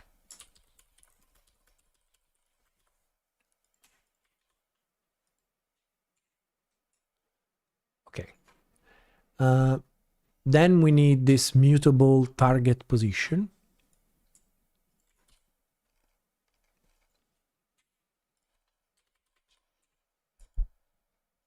Okay. And then we need to return. So it's going to be the target position. It's going to be the time to get there. Time to get into pause. Okay. And then it's going to be time to get into pause minus the time of the point of interest. So in other words, can we make it in time or not? Okay. So now that we have this queued function, what we could do is do something like this. So what we could do, we could say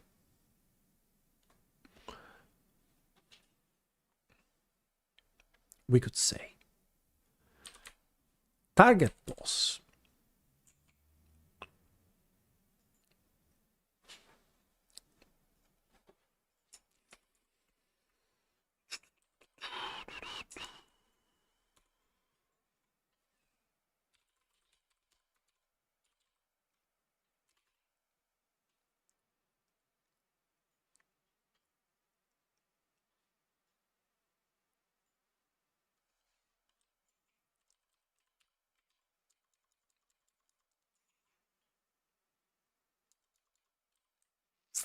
how can we do this? So this could be a mutable target pos. And then we could do self take space and time, right? Where we pass in the player and the target point of interest, right? And we grab the target position, the time to get there, and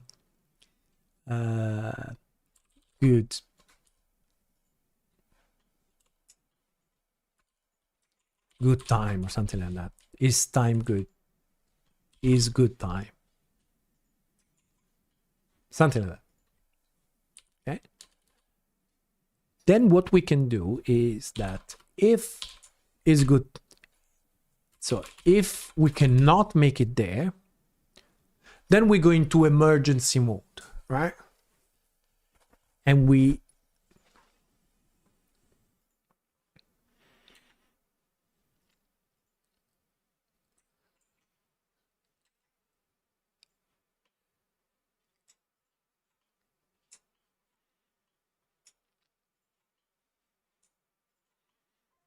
have to calculate all of them, right? But let's just calculate. Let's calculate the easy time, right? Where we basically do self. So this is going to be let easy pos and easy time, easy good.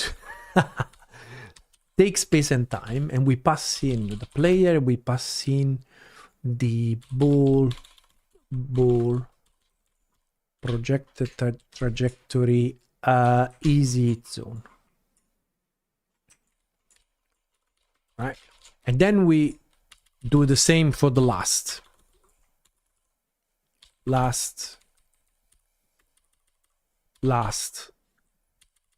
and last.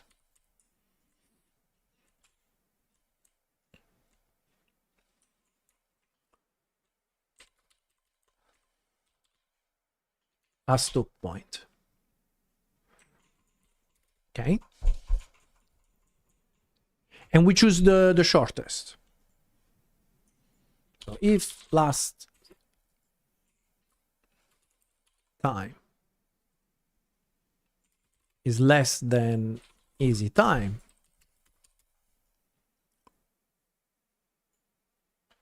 target position is going to be the last position. Otherwise, so let's do it in a Rust way.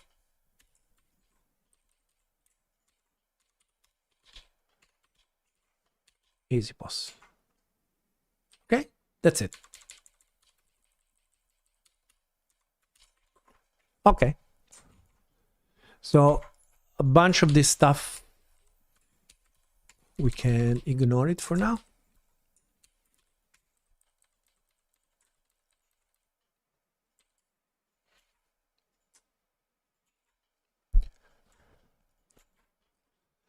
So this, we don't need it anymore. And this doesn't have to be. Are we using this target point of interest again? No, we're not. Okay.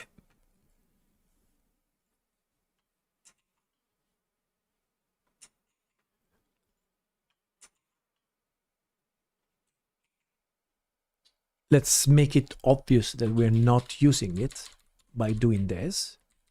And this is, you know, these are the things that make me love Rust a lot. There you go. So we hidden target point of interest inside here. So we are now sure that nobody is using it. That looks good. Let's have a look. I think it's gonna fix our problem.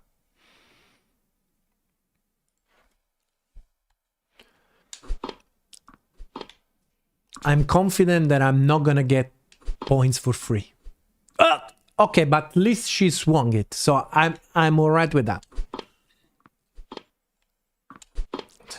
It's like confident and instantly disappointed by the AI. That was so close. I shouldn't serve in the middle. I should really serve on the corner like that. Okay, she got it. Also, I think her position on the serve is wrong. Let me serve another couple of things, but I think that's also problematic. She got this one. So the problem is that her position on the serve is not correct.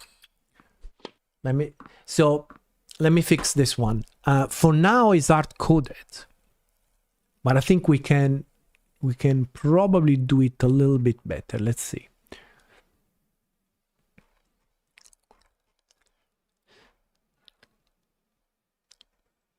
Well, this is okay. So blah blah blah. So we step the serve. So okay, so if we are returning, we're not doing anything. Okay. So let's say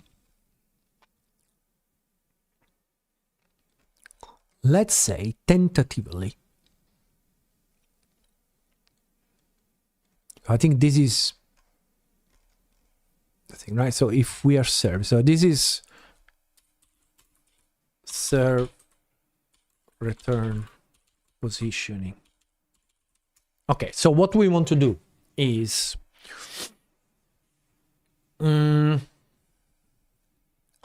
for sure we can move with the player. Like, so what we could do is so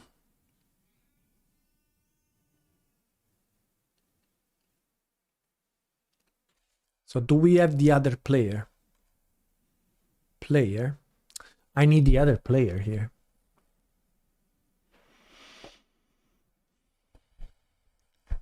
I need the other player. I need to know where the other player is. And also in step, we don't have the other player. Okay, so we need to improve this situation here. So opponent player. So let's start from this. So can we pass the opponent player? Blah, blah, blah. So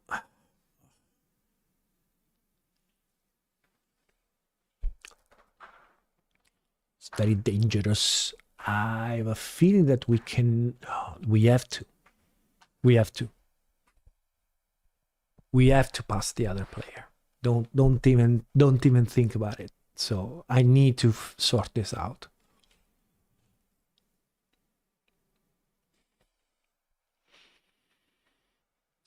I think Russ will never let me do this. Opponent is basically self players invert index I. There is no way. There is no way that the borrow checker is gonna make me do this.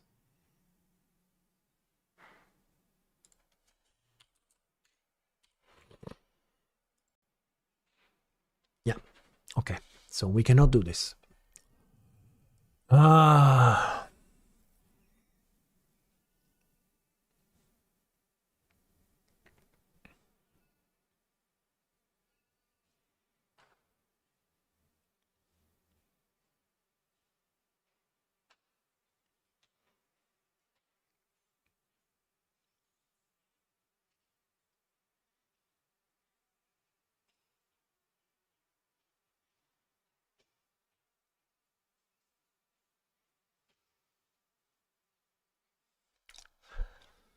Let's do it like this.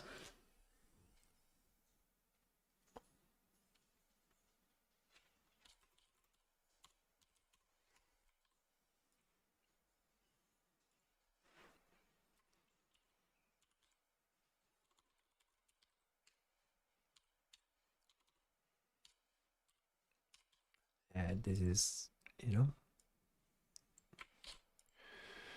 blah, blah, blah.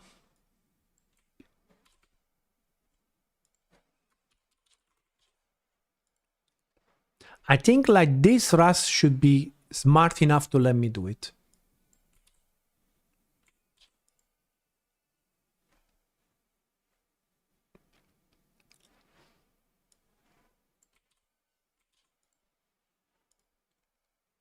Oh.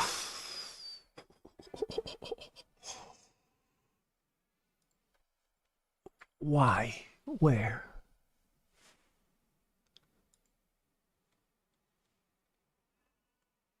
It's also borrow as immutable. It's because he's borrowing the entire thing. That turned into purple rain. Yeah. As yeah, you can see that.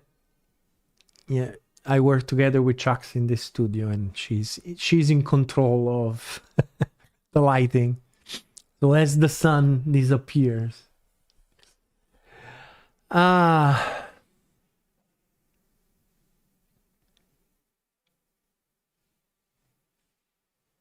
maybe I can get away. Maybe I can get away.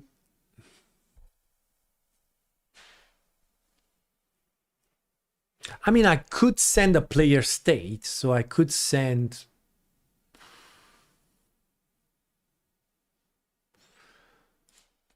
So I could do this, right?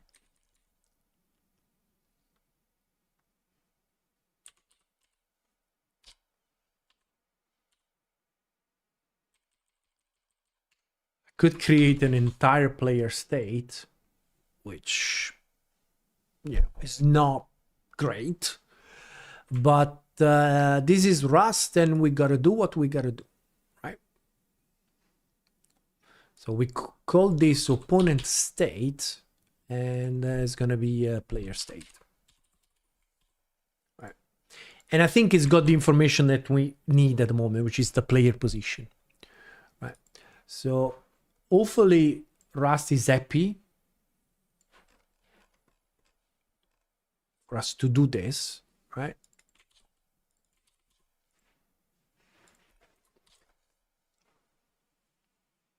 Expected player state, opponent state. Okay. Okay, so now Rust is happy about this. Probably we can go back and redo the loop. Let me try to go back and redo the loop as it was. In self players iter, because this is the problem, right? We're iterating over this. So we need to understand if we are able to do this or not. And now we cannot do this. Ah, fucking hell.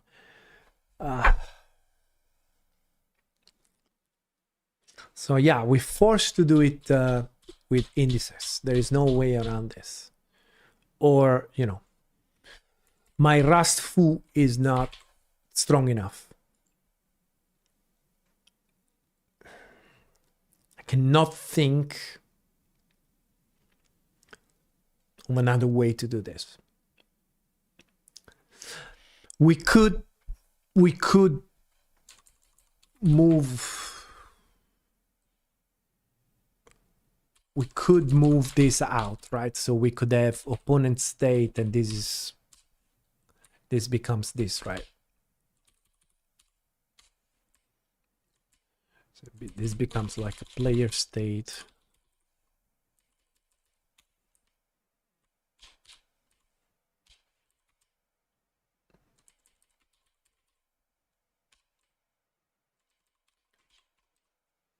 Right.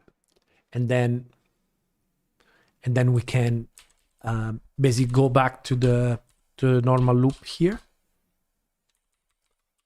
Whoops. Self players iter mute enumerate, right? So we go back to this.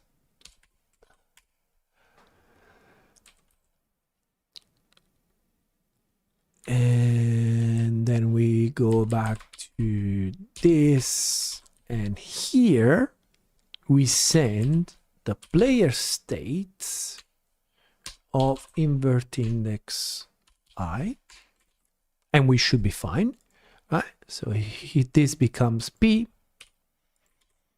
and this becomes P.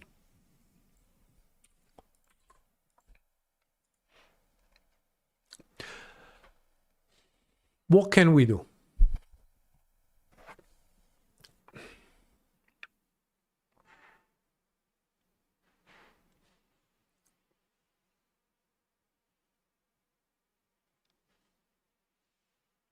Yeah, I don't think there is. Well, it doesn't come to me a better way to do this. So, bit messy. So, at the end, what we really wanted to do was to pass this guy opponent state here because we need it. Eventually, we will need it here because obviously, when we are doing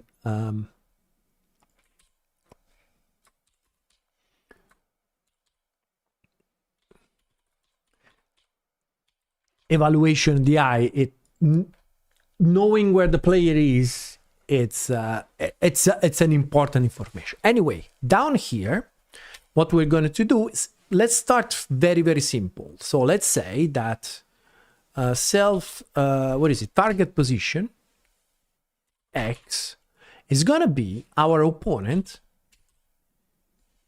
position X, and we multiply by minus 1.3.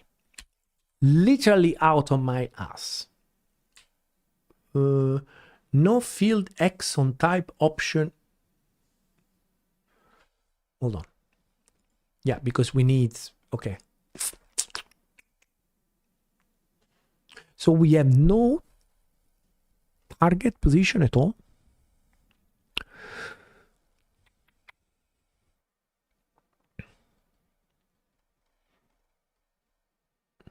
Right. Right.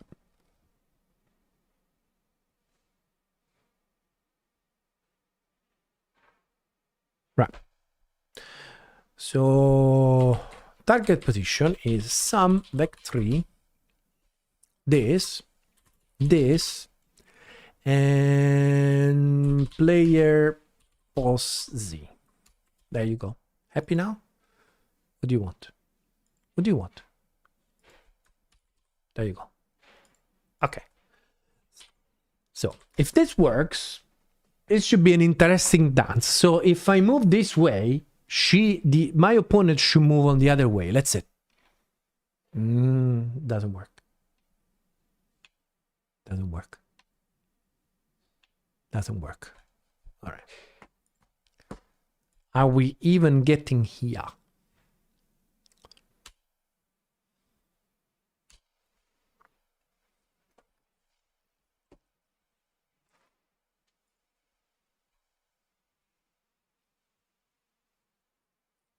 Yes, we do. So why? Hold on. Hold on, because we need to change the input, right? So that's the input.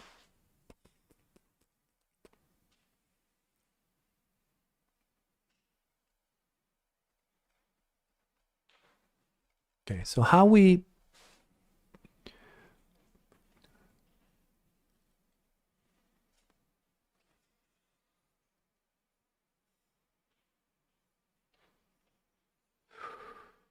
Oof.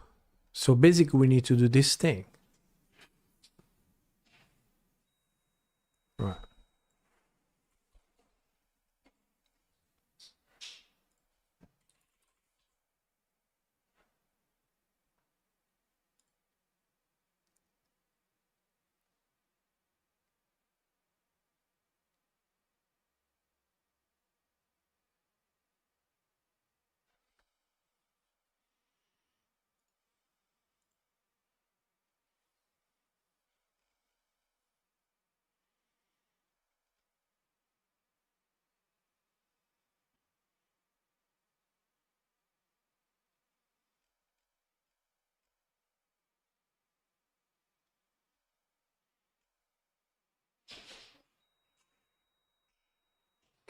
The thing is that I don't remember when we use this target position to something.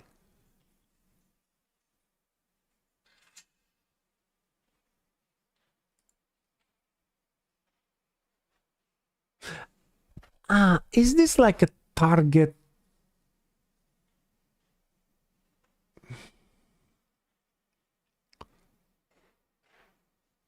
Okay, so we shouldn't really be concerned with this target post. So let's go back to what we were doing here. So definitely, okay, so this is definitely wrong. So we shouldn't do this. This is wrong. Right. So this is going to be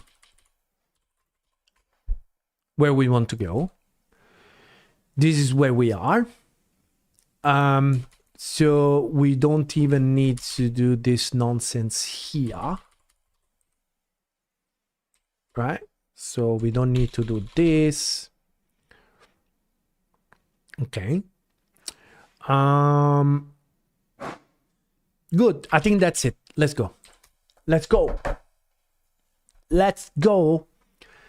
So if I move this way, she should move that. Okay, she moved. I saw she moved. She moved in a completely wrong place. So we are not in a good place. But you see, it's like, it's a little bit ridiculous.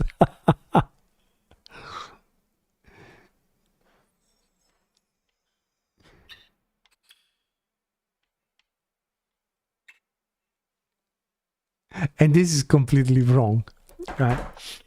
I'm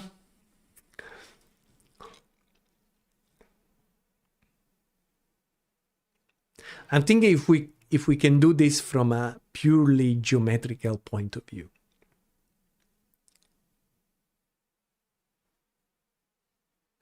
Because the way that we can do it experimentally. So what I would say is that we need an offset. I think we need an offset, right? So what we need, so we need some kind of constant offset, like so. Okay, so const base offset, right? It's an F32, and it's gonna be. Let's make it a variable, base offset. So this is going to be a constant. So it's gonna be court. Half width. So she's gonna be almost on the service line, right? And this is going to be multiplied by player from by opponent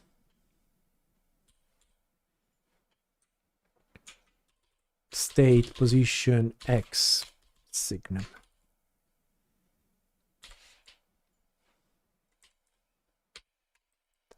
So this is going to be our base offset, and then we can make a little bit of adjustments for the left right.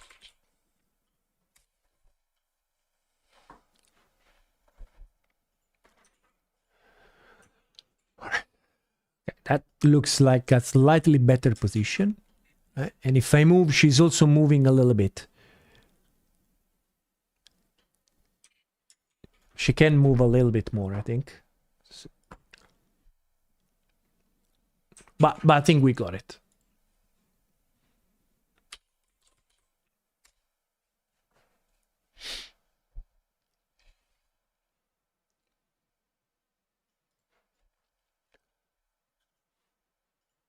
Yeah, that looks good. Yeah. So can I serve in the middle and surprise her?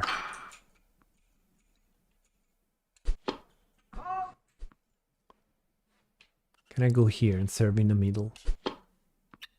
That's perfect.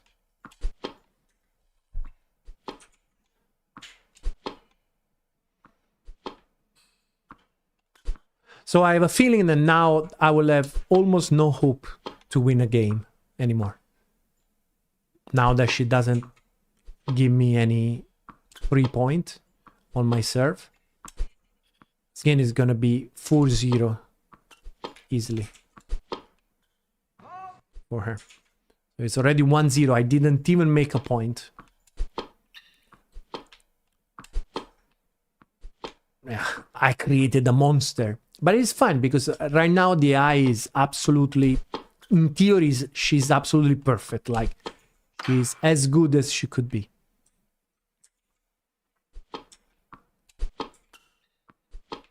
Yeah, so 4-0 is exactly what we're expecting from this situation here. Hey, I made a point. First point.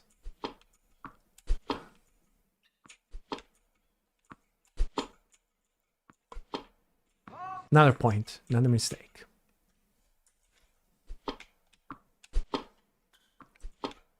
Okay.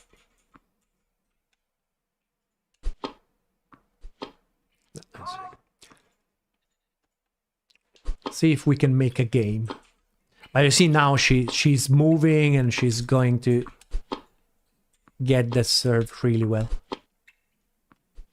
Oof.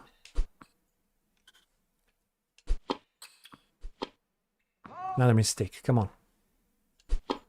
She basically does mistakes when she goes like this, when she goes down the line trying to make a point. But this, I can make a game here.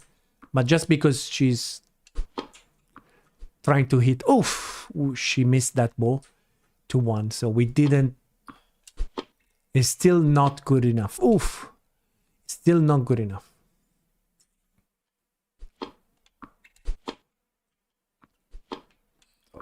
We improved, but it's not perfect. Ooh. I was not expecting that deep.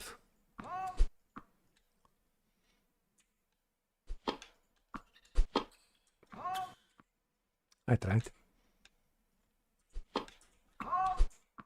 Come on. Let's sneak in.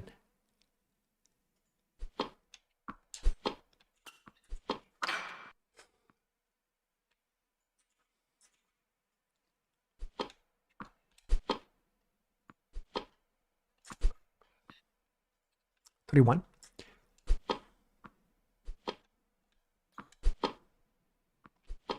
Ooh, big mistake.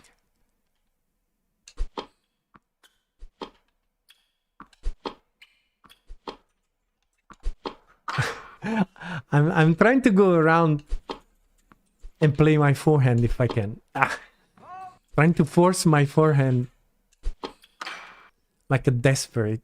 Try to make some. Oh, another one. It's funny. It's my second serve. What happened here? Let me see. Now we don't have the message anymore, right? For the.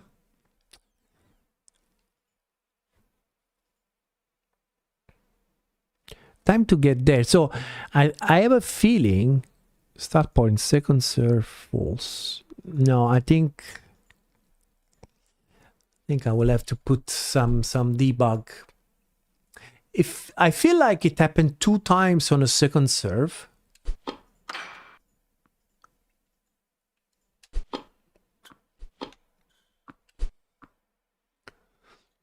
And set point.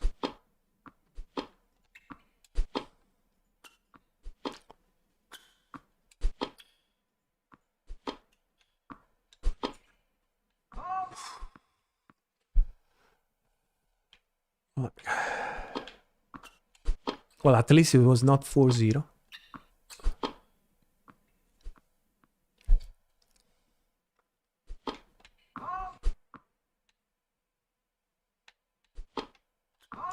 Double fault. Come on, love 30. Come on, let's break.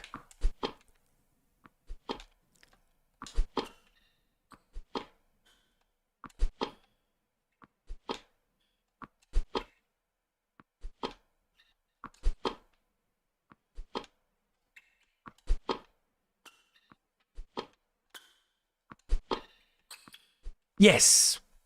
Let's go, love 40. Break point. Come on, we got this.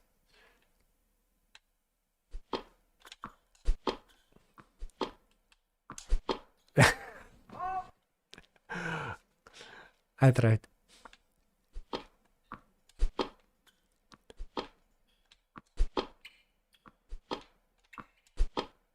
That's good. Let's go. Let's go. Ah, fuck.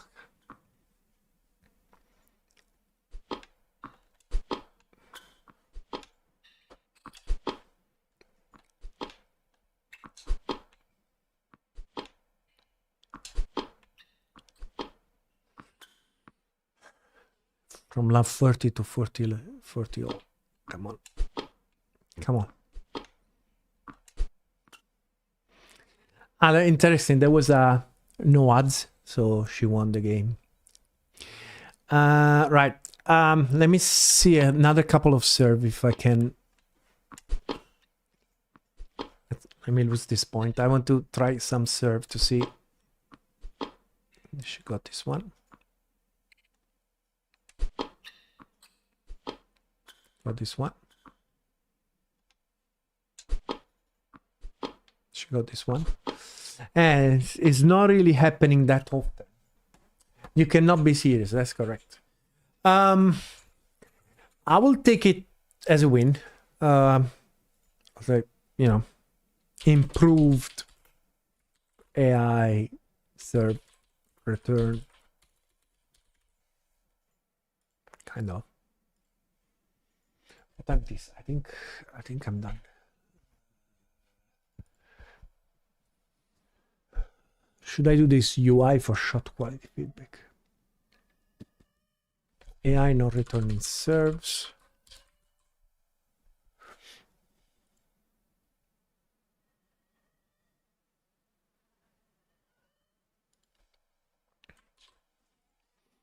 UI for shot quality feedback.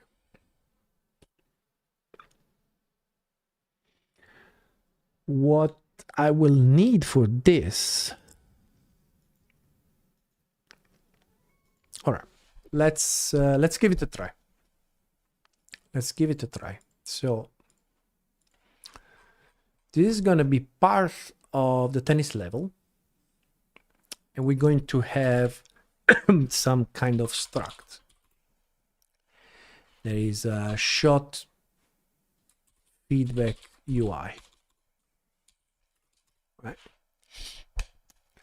And we're gonna have a position, so where the ball was when we hit. And we're gonna have a text, right? And we're gonna have a color, and we're going to have a time, right? Then here we're gonna have a shot feedback, right? It's gonna be an option of shot feedback UI, and we start with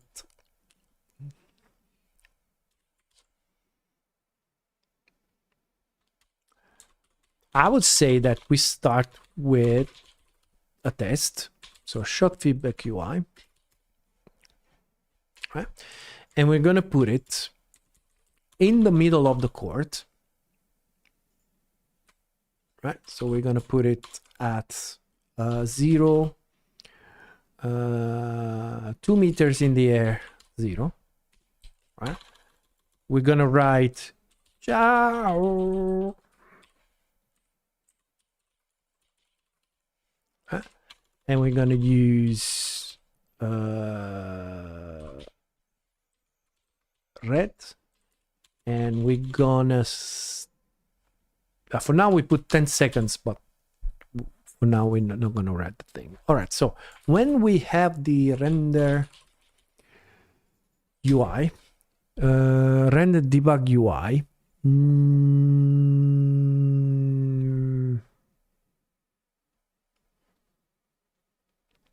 okay.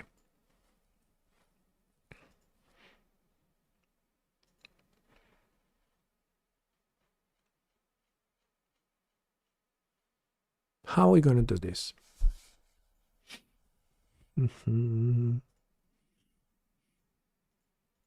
Because it's going to be part of this.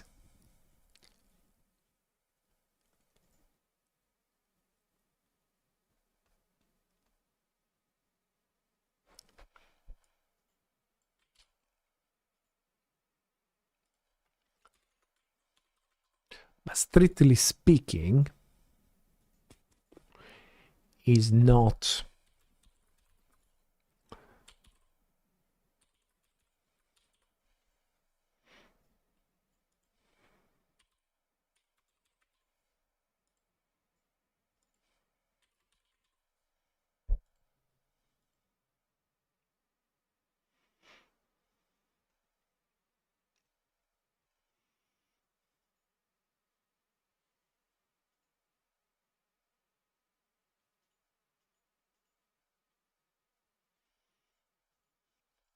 no.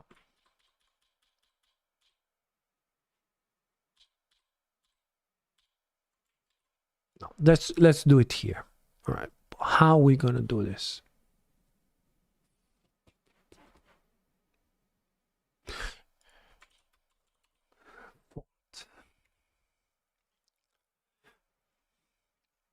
Draw text.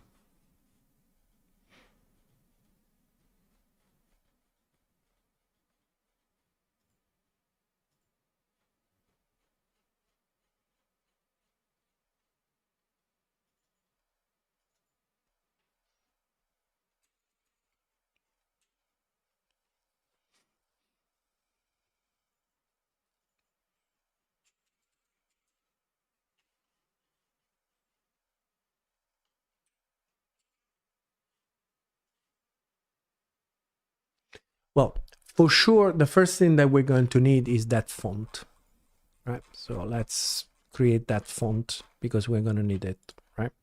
So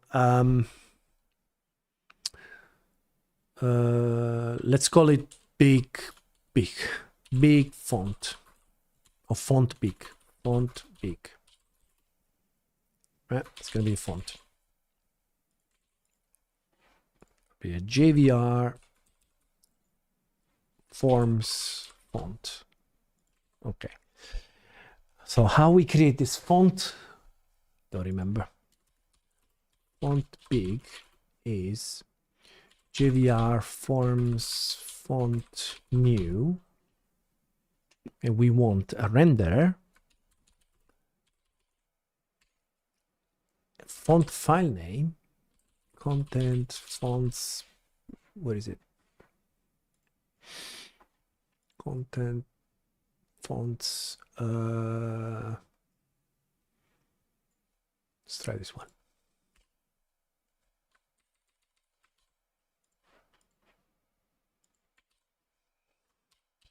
Right, and the size, we want it pretty big, I think.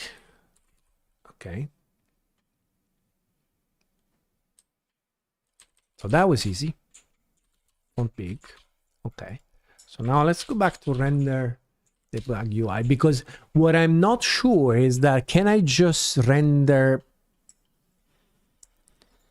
not in a window? I think I can.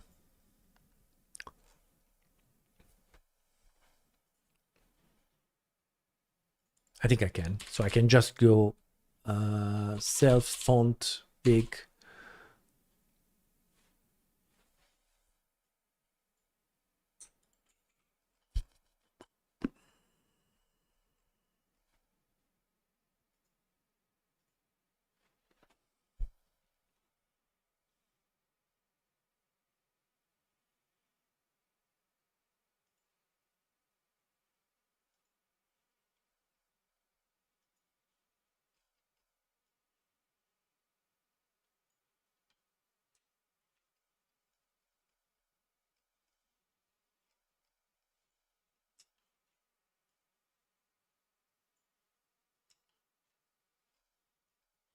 Don't understand.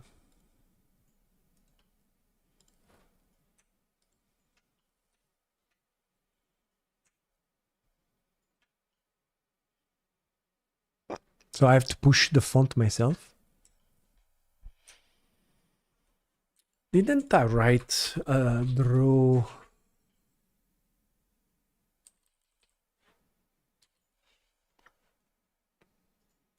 Right. Let's do it. Then I will figure out what's the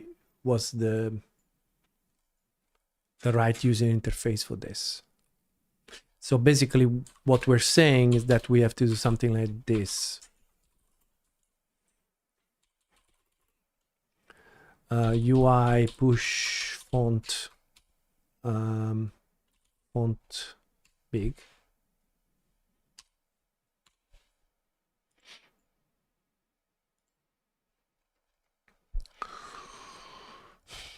I cannot see the font ID, so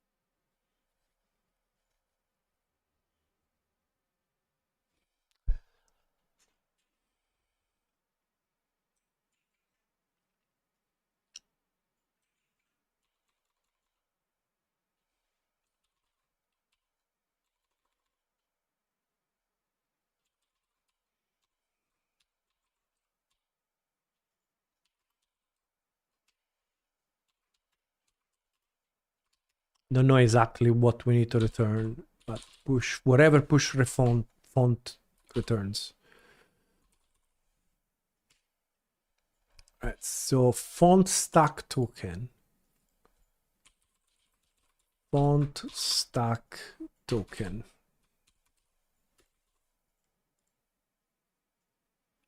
All right.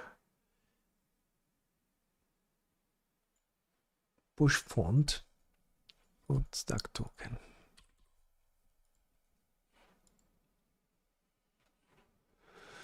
Lifetime and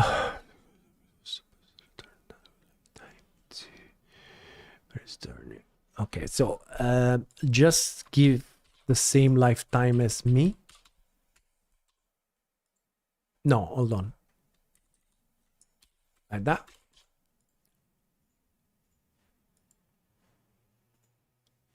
Explicit lifetime required in the type of UI lifetime. Ah, yes.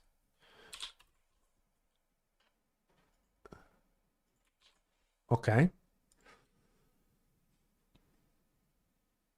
Maybe. So here, what we're doing is self font big push, and we pass the UI.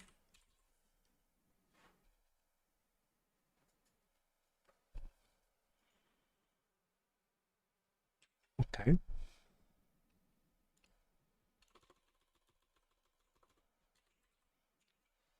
The fuck did I do?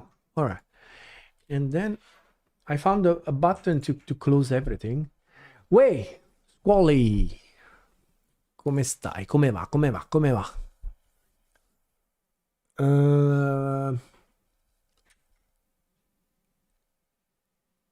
What I wanted to do? So JVR, forms, font, draw text, outlined, UI. Okay, position. I really don't know.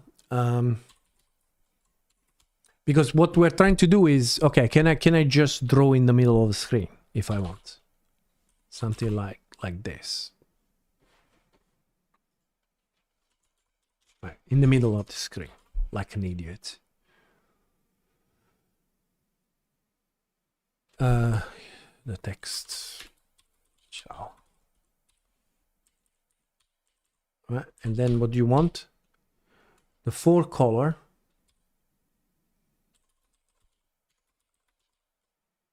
Right, and the outline color.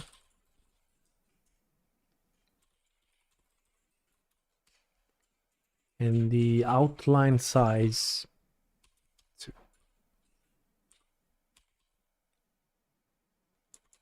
All right, is this going to work? Is the question. So in other words, can we render outside the current window? I said, I'm pretty sure it's going to work. No, it's not going to work. So what is happening? What is happening is a lot of shit is happening because we have this debug window, which, yeah, and then we have the thing there.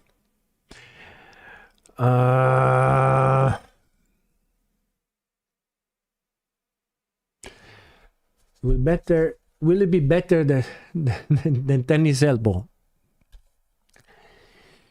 The only way is going to be to wait and see. It's gonna be different, I think. I didn't play it, so I really don't know. I don't know what to tell you.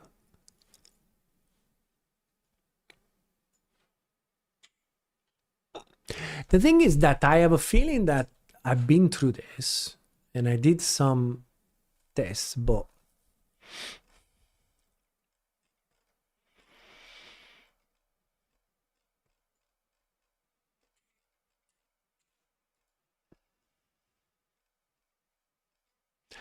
I think there is no way around it. Basically, I have to start. I have to render an invisible window that is as big. So basically, I have to do this, right? So this.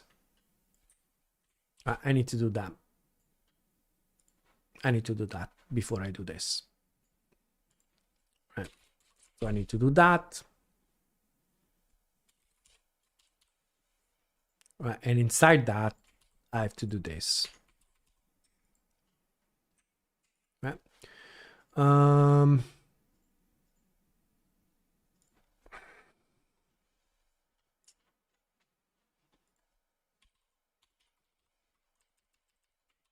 I'm reaching the moment in the day that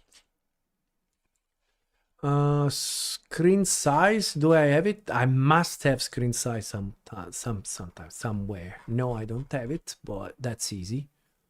We just grab it here. Let's screen size is game screen size. Fine. So this is screen size X, screen size Y. Yeah, what the fuck you want?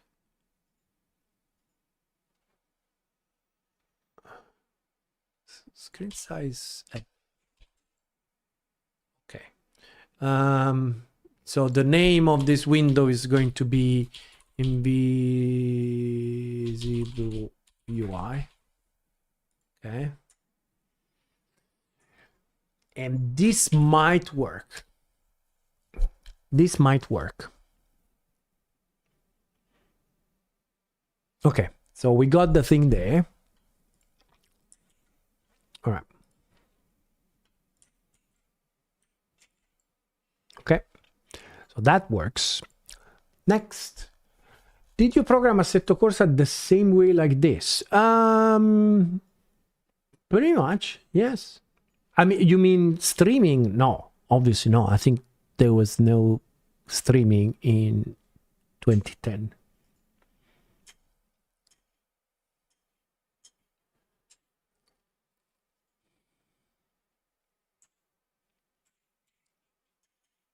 So the idea is that here we will probably do something like if let some, so we can grab it and put it in here, right? So if left some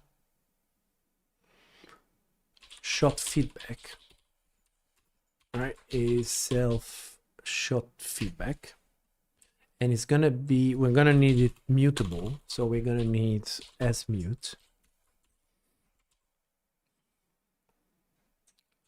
Okay, so the text is gonna be shot feedback text, right? And the color is gonna be shot feedback color to array. No, color, not to array. All right. So now the interesting thing is that position, right? You're like, I knew game programming. How were you able to pick one of the best things all by yourself? Yeah, by Thank you. I don't know what to say. Yeah, by spending a lot of hours like this, banging my head until things work. Okay, so what we need to do is to, and I think we can do it, probably we can do it in the camera, right? So in the camera, oh, look at this. 2 screen space. Project view matrix transform point. I already have it. Wow. Wow, wow, wow, wow, wow. Self, how does this thing work? Self-scene camera, 2 screen space. Cool.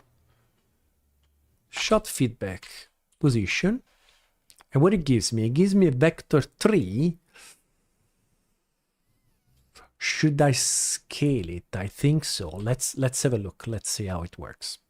Let's try XY. Well, I have a feeling that we need to do XY divided by Z to get it.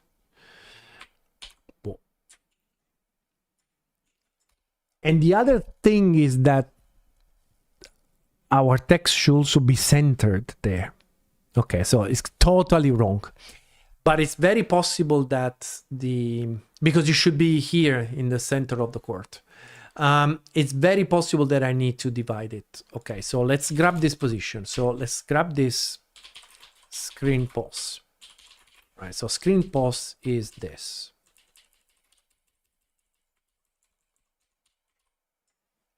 Right, and what we do is we do screen pause. Now, as a vector 2, is going to be screen pause XY divided by screen pause Z. I think this is what we need. Maybe, or maybe not. Let's see.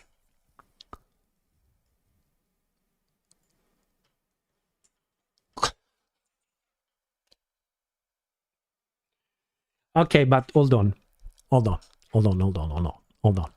Because, okay, so hold on, no. First of all, let's see 1 second this thing. Because obviously this is giving us a position in clip space, right?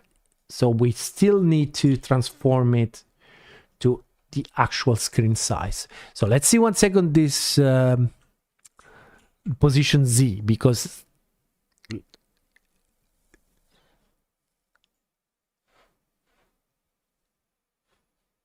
I fucking hate why you don't give it to me. Why you don't give it to me?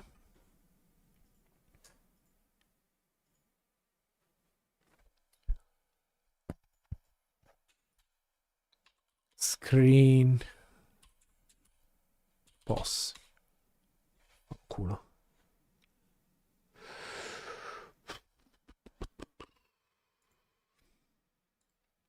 Va bene, let's go old style.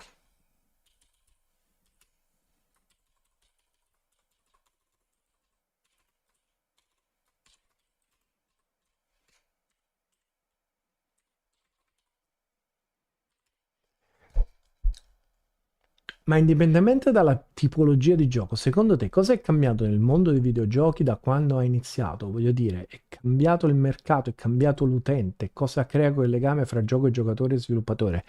Wow, Simone, very difficult question. What has changed? So regardless of the type of game, what has changed in the world of video games since when I started? If it is the market is different, the users are different, and what it creates that connection between player and developer. Very difficult question. I would say pretty much everything. Pretty much. The developer gamers relationship is very complicated at the moment, I would say.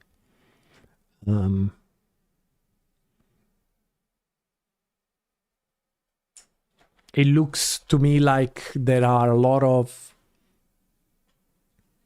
from one side, there are a lot of gamers, and obviously there is a series of YouTube and in general website and people that are really trying to instigate as much controversy as possible. And I think that didn't exist at the time. And I love those channels, by the way. I totally love those channels. My YouTube feed is full of them. And I think that they do have a point most of the time. But it's also obvious that they're trying to create this so, you know, things that are happening with famous games, they are not even released and there is already huge controversy. And games that die after 2 or 3 weeks. I don't think that developers are completely innocent in that situation. On the other hand, do I think that games need to be attacked just because they're trying to do something that is not exactly what you like? I don't know. I don't know. It's difficult to, but it's difficult. You have to walk on eggs all the time, because it's the moment the developer says something wrong, and it gets the interest of the wrong people, then it becomes really difficult to come out of it. So it's difficult. I think it's difficult. It's difficult and dangerous, and you can literally destroy years of work, yours and all the people that work with you, just by saying the wrong thing on Twitter or whatever. And it's a little bit scary. But other than that, yeah, I don't think I have a real answer to this. I don't know, because it's such a difficult thing, because I changed, right? I've changed.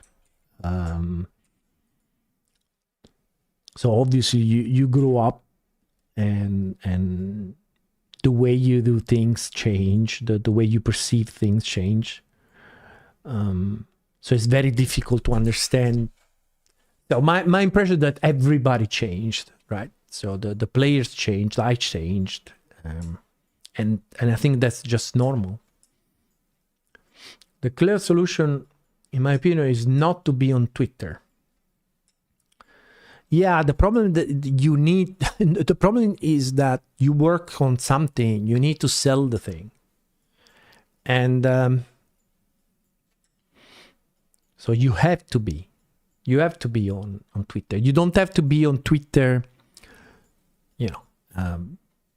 replying and discussing about every single thing, but you need to do promotion for your game.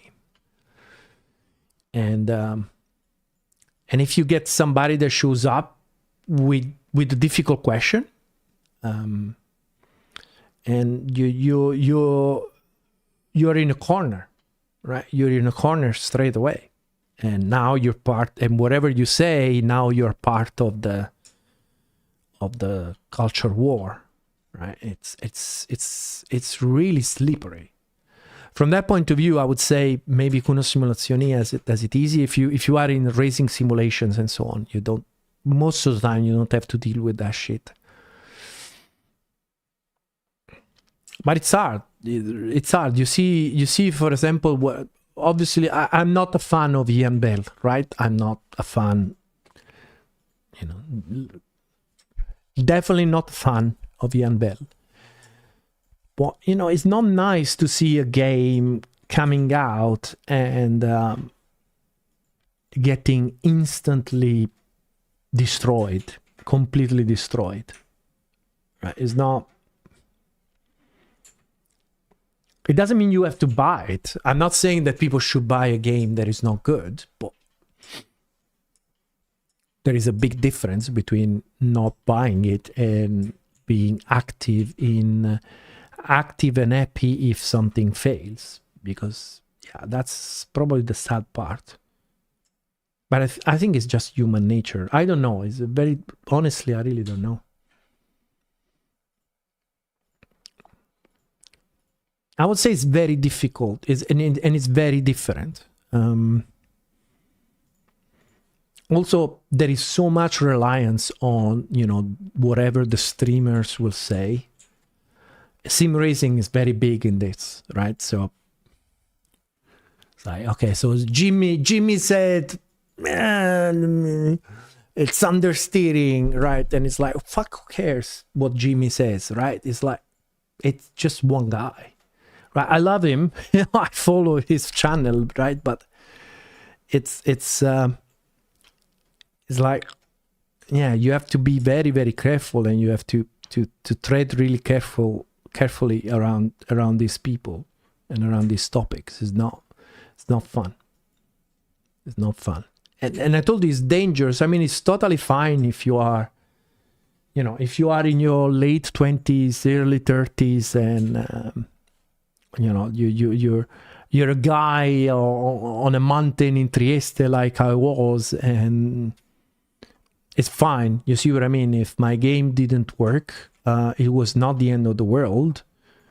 But then when things get bigger and you start to have, your family and all the other families that depend on you, and you can literally say, and one YouTuber can wake up one morning in a bad mood and say something negative about your game, and that's it. Right?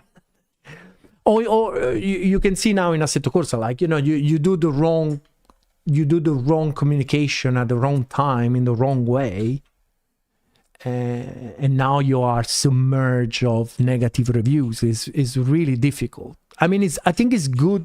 I think it's good it's good to have feedback, and it's good to have the ability to go on Steam and look at the game, and have an idea. Most of the time it works. Most of the time you can go on Steam, see the score, read some reviews, and you understand what kind of game you're looking at. On the other hand, it's also very easy to get review bombed, and it's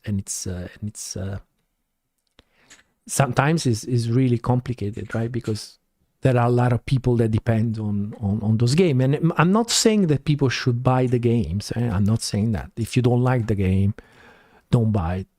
If you don't like it, refund it, whatever. Right? But it seems to me like there is a lot of people that wake up in the morning and they're getting to select target mode. Okay, what's gonna be my target? So, and then you go on YouTube, and there are people talking about whatever the target for the week is.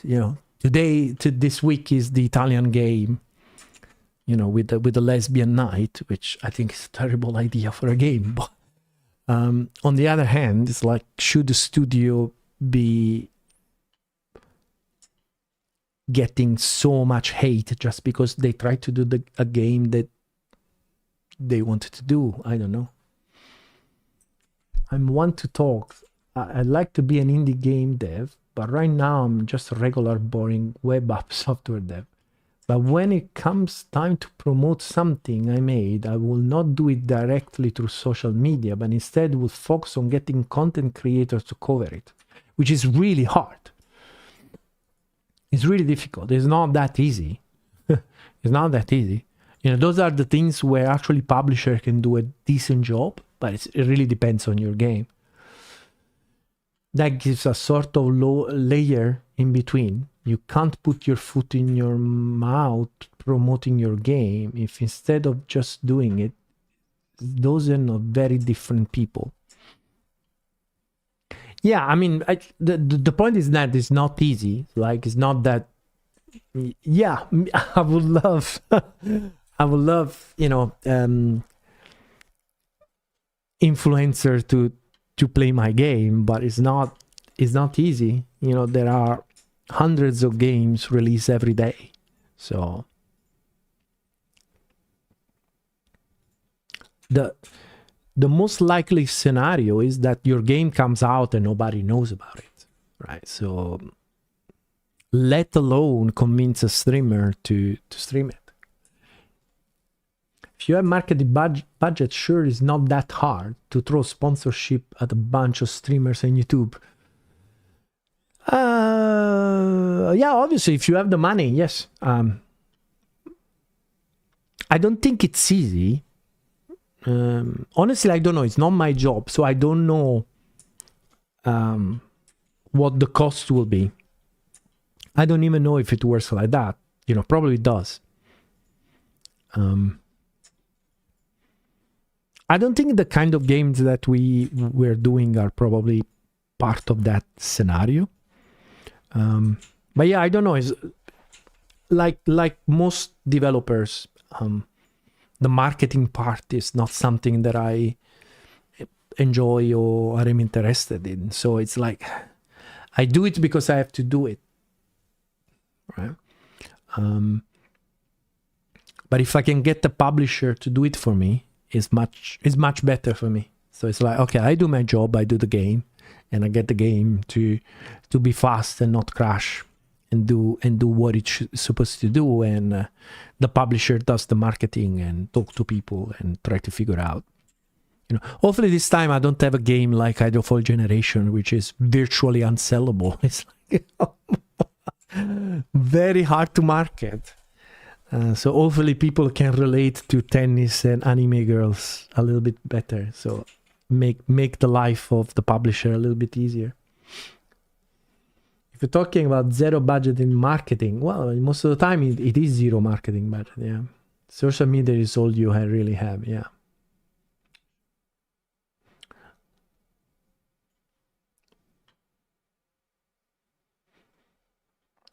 If Steam, Simone is asking if Steam is a monopoly, or if other platform also.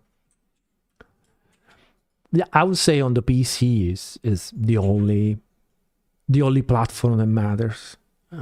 If you bomb on Steam, you bomb. Like there is no way.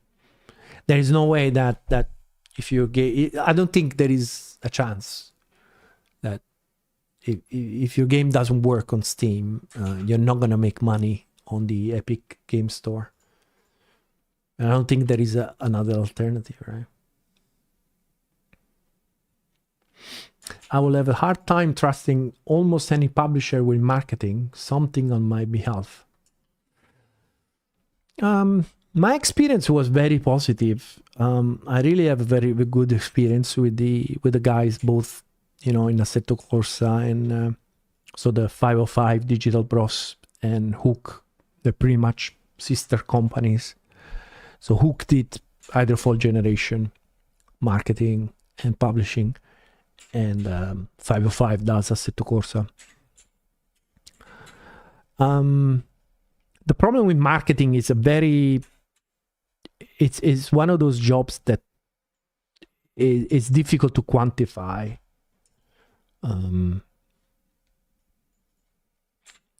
The quality of they do it, but I think I'm a very easy customer from that point of view, because I don't really want to know. So I'm not really the kind of guy that complains like, why is Asmongold not playing my game? I'm not like that. I'm not. I think I'm easy. Maybe because I understand how hard of a job is with so many games coming out. I would say that's probably the biggest difference. When we released the first Assetto Corsa, if you manage, at the time Steam was still a closed platform, so you had to convince them you had to convince them that your game was good enough to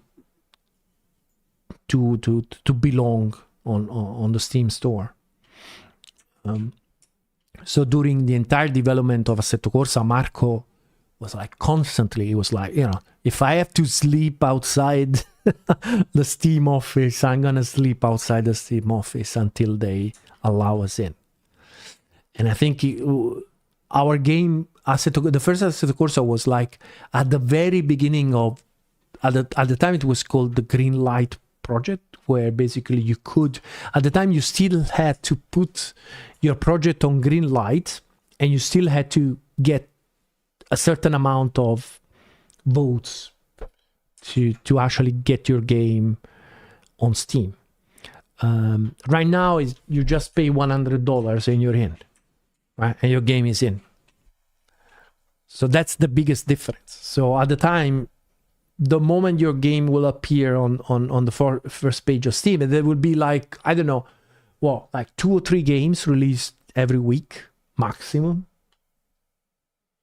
So it was really easy to get the attention of players. Right now, it's like the Apple Store. It's a rat race. It's really hard. It's really difficult. It's very depressing if you think about it, because the reality is that, what is the statistic? I think something ridiculous, I don't know, like 80% of games that get released on Steam don't make money, right? And it's like, so it's a very, it's nice because, the tool improves so much that so many people can actually make games. But the problem with that is that too many people make games, and there are too many games. The market is completely saturated, and now with AI, things are gonna get even worse. No?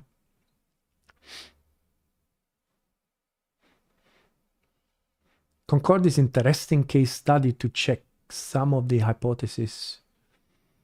How budget, social media, and zeitgeist work in favor or destroy a game. Yeah, very hard to. Obviously, there is the thing. I think there is an element of, what a lot of these people call the toxic positivity. I think that there is something that, I think there has been a generational change in the game studios, right? So the people that make games now, they're not 50 plus like myself, so they're not kids that grew up in the 80s.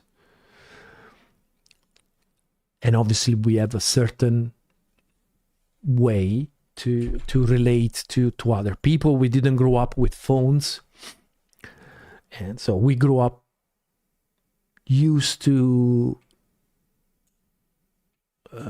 be a little bit more confrontational, maybe, and to be a little bit more straight talking. I think the people that are making games right now are 30 something, so obviously it's the generation after mine, and they have a different sensibility, right? There seems to be less oriented to discuss about stuff. They seem to be very defensive, and I think this is something that, if I would have to point to something that happened, something that changed, I would say that, right? I would say that people of my generation had absolutely no problem with somebody coming into the office saying, "No, guys, this is shit," right? This is never gonna work. This is not good enough. And I have a feeling that probably the guys now, the 30 years old guys, they will go run to their psychiatrist or psychologist if you tell them, hey, maybe this is not a good idea. On toxic positivity, it's seriously much harder than most people appreciate to get actually useful feedback. I made little games as a hobby for a very long time. So when somebody tells me this is a great, lots of fun, I know they are lying through their teeth because they don't know how I will take actual criticism. Being conflict avoidant.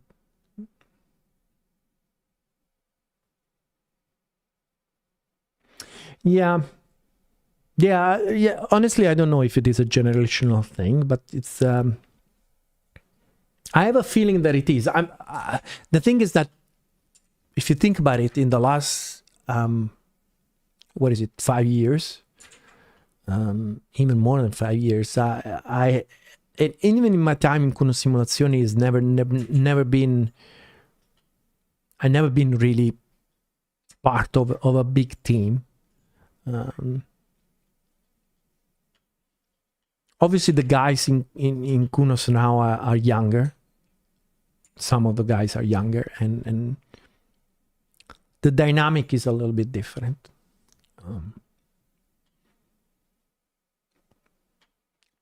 I don't know. I really don't have. I really don't have enough data points, right, to give a real answer to this stuff.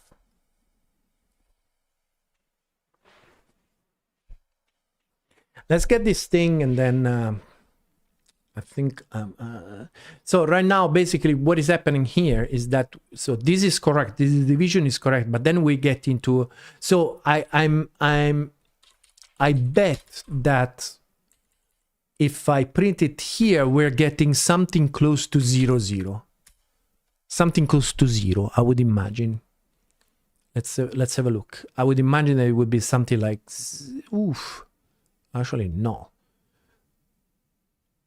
This is very surprising. So is it possible that it's... So what happens if I do this? Right.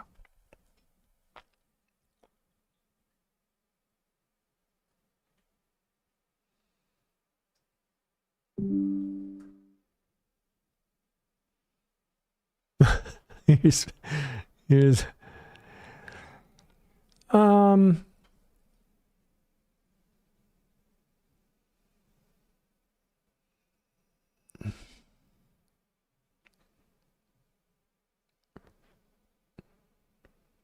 I think we can see what is happening, right?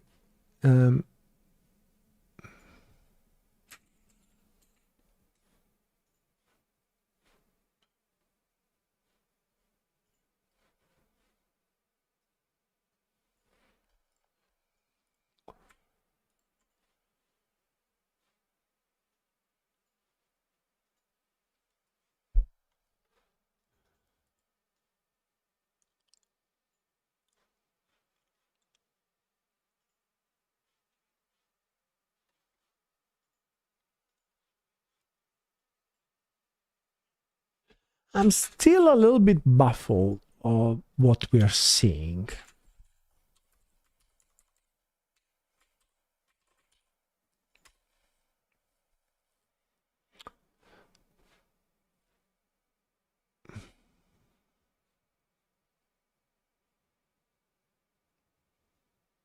I think this value is more correct.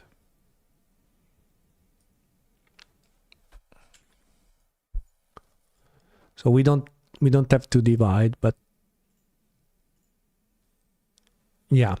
So this basically is saying +1. So at the end of the screen, this is -1, right? And this is -1 this way. Okay, that's it. All right. So all we need to do is basically multiply this by screen size, but not yet.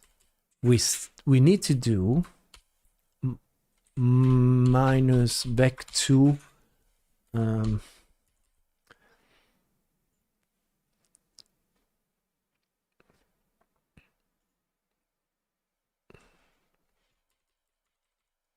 1, I suppose.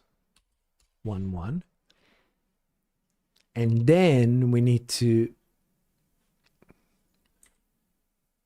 screen size half. I think so. This is the typical thing that if I try to do it tomorrow morning, I will be like, yeah, of course. Okay, so we're still not there. So let's have a look what the hell we are. So let's call this screen post 2, right? So we really see what we're doing.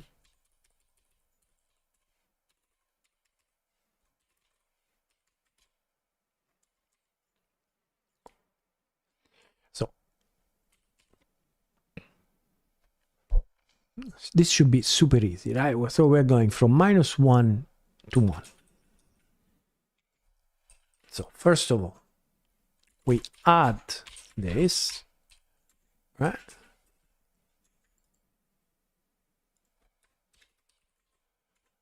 That should be, I think.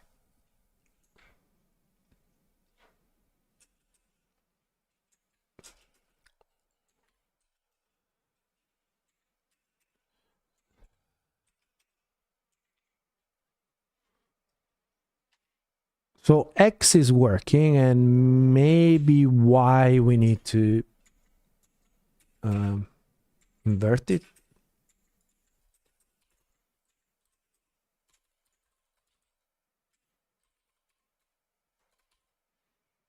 So here we can do our division.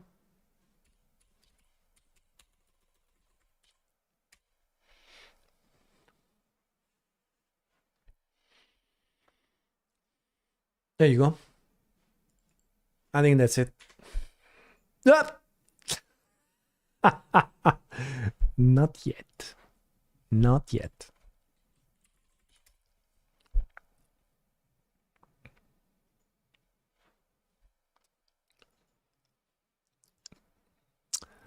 Oh my gosh.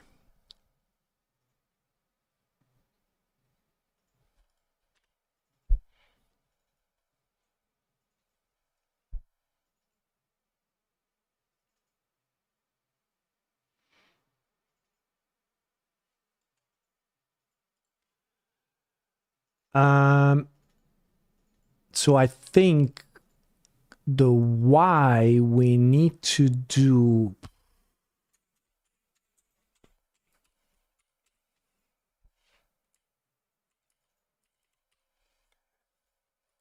should be 1 minus or something like that.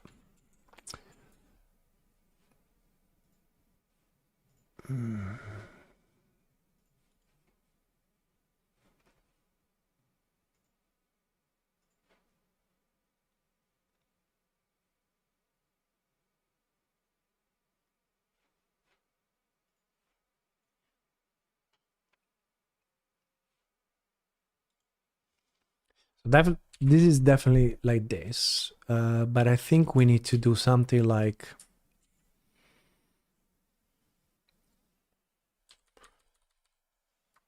we need to do this before we do the multiplication.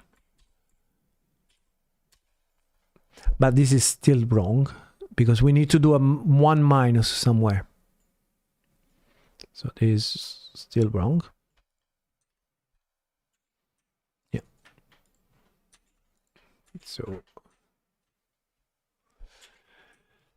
if it's 1 becomes 2 divided and it becomes 1.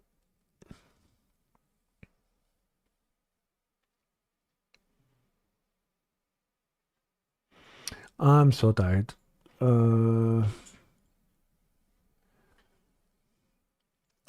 Strings being inverted and offset. Yeah.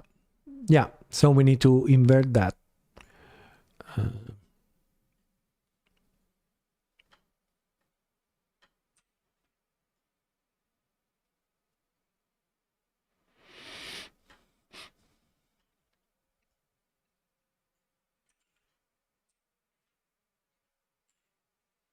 So I think it's just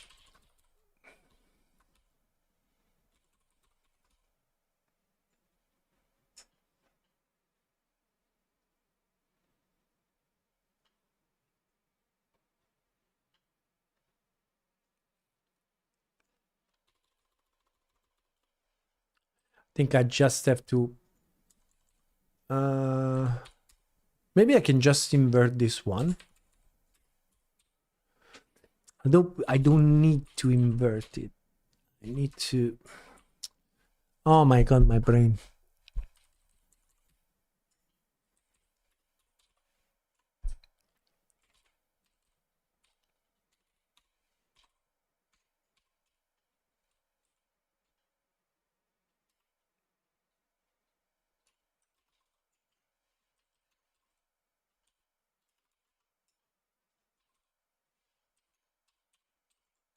This is so stupid.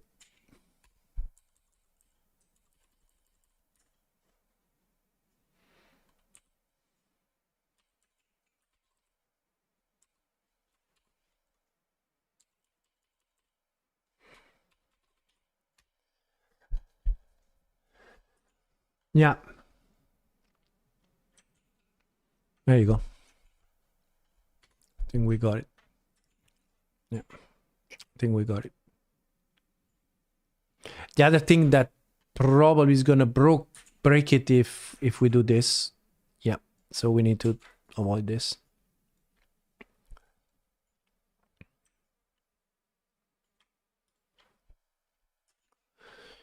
But so I mean, tomorrow morning I'm gonna look at this, and this is ridiculous. You know what I mean?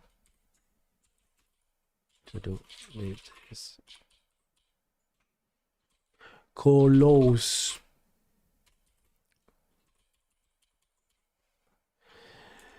Simplify. Whatever. All right.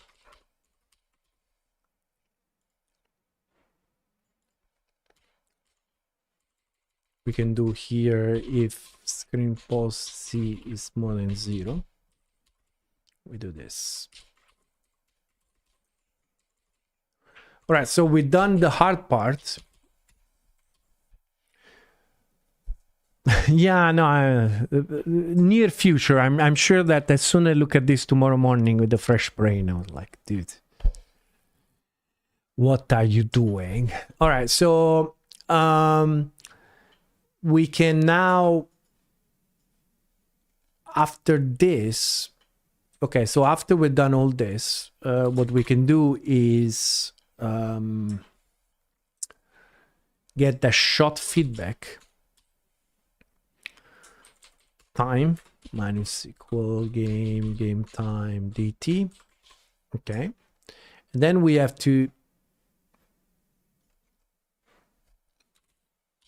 if shot feedback, and I think we cannot do this. I don't think we're not going to be able to do this. If shot feedback time is less than 0, then self shot feedback equal none. Can we do this? Yeah, we can. All right. So it should last 10 seconds and die.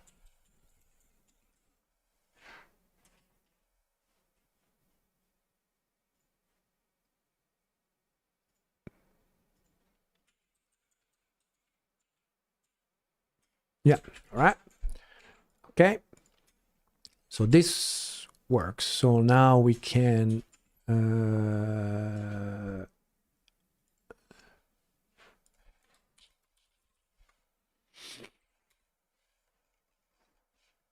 get rid of this.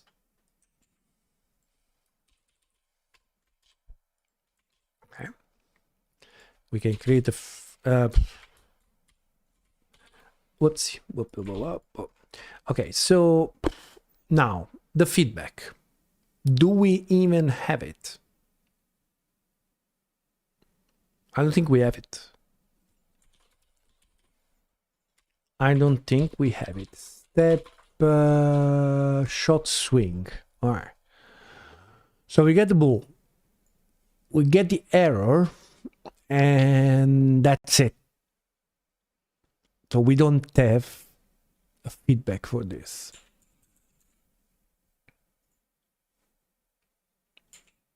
So the question is,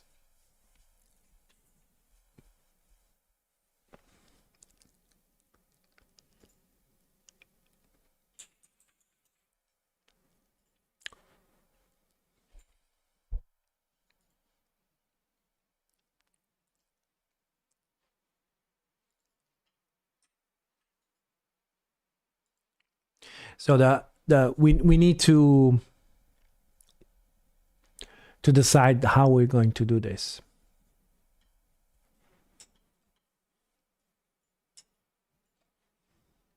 We could have something very similar to what the ball does. So we might have a concept of a player events, right? So we might have something like abstract player events, right? And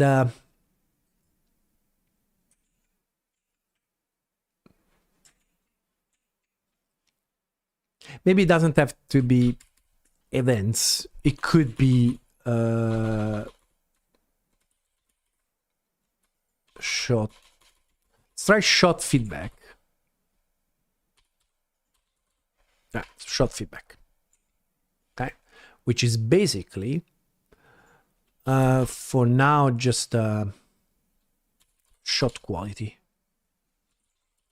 right? Which is an F32, right? And then as a player,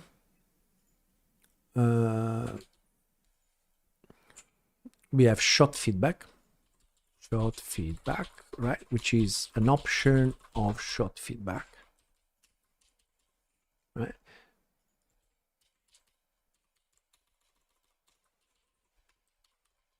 Okay.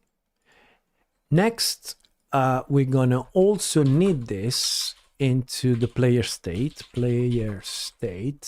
So basically, player is in the simulation part of the game. So we need to route this to the visualization part of the game, so the game can actually put it on the screen.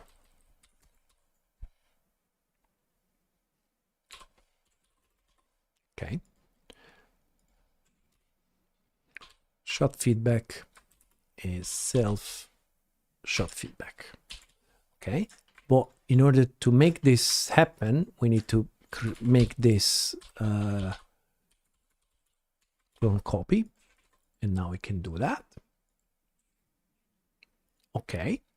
But we're not done. When we do the step to time, so we do exactly like we do with the ball.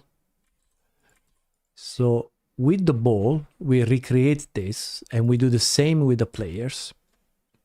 Right? So for, let's do it functional. Yeah, players, intermute for each P.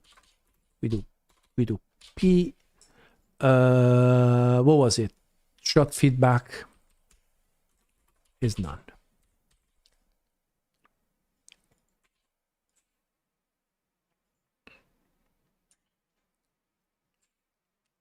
Right. So now in step swing, shot swing,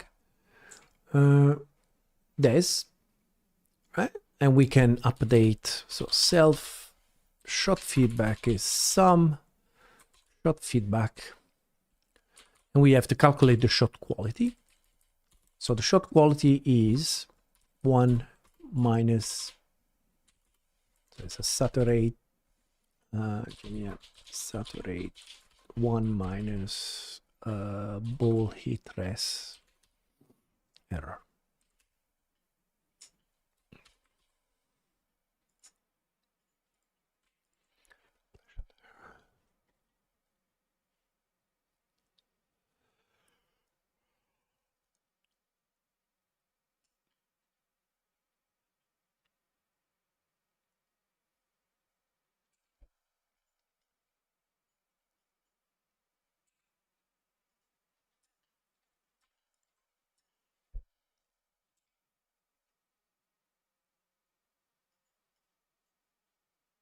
Sounds good.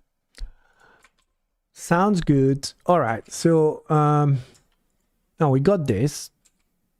Now we should be able, on the game side, when we do update tennis level, so we step the simulation, blah, blah, blah. We get the sim state.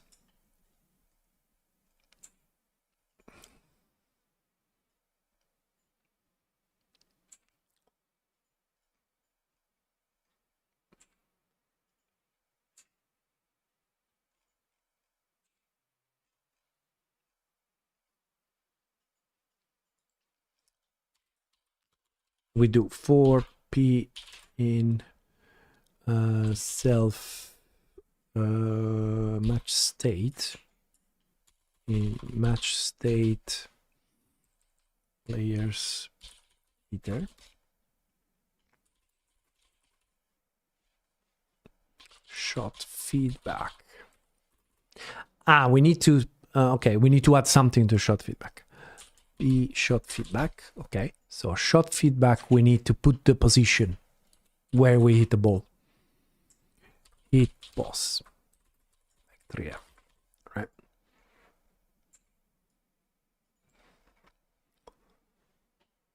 And hit pos is let's do it before we hit the ball, because I would like to put the position of the ball before we change it. Although we're just changing, hold on, we're just changing the velocity. Position of the ball doesn't change, so we can put it there. Okay. So that is it was. So if we have a shot feedback, then we do the thing. So self shot feedback is some shot feedback UI, right? Where we put shot feedback position, then we put the text is going to be a format of this guy, where it's going to be the shot feedback, shot quality multiplied by 100 as a U32. Okay, color is gonna be, all right, let's color is gonna be if shot feedback is feedback, no, so let's do this quality shit, right? So let shot quality, it's gonna be this guy.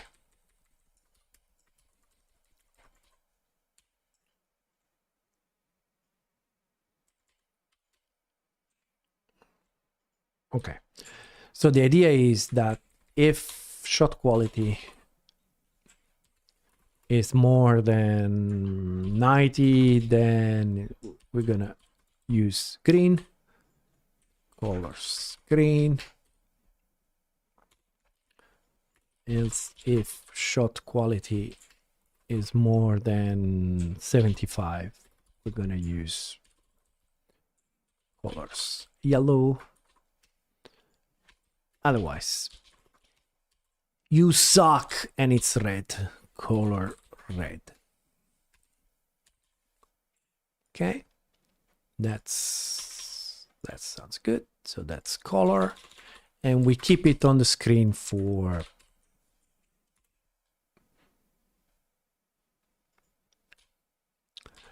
1 second. So the text is gonna be shot quality.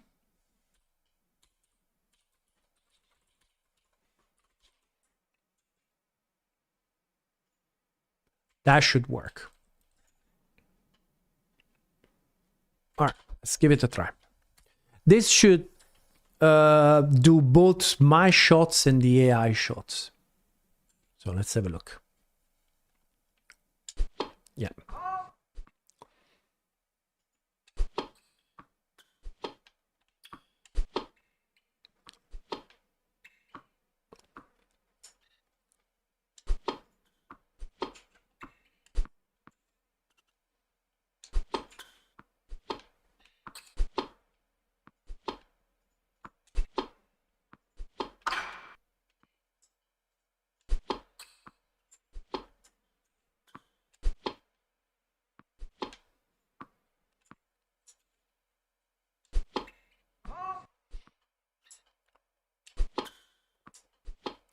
One thing that I don't understand is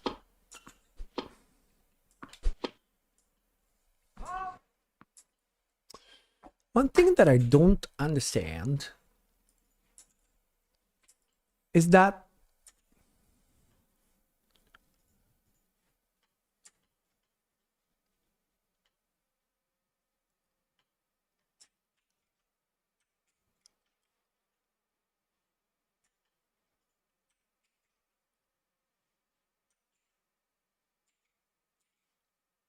we should get all, I don't know, the quality of the shot. Is the timing. Is the timing basically you have to release the button at the right time that your racket will hit the ball at the right distance in front of you. So for the serve, we can expect number. For here, we should get all number. Okay, 90. Okay. 90. Okay. It's working. 90. That's fine. Okay.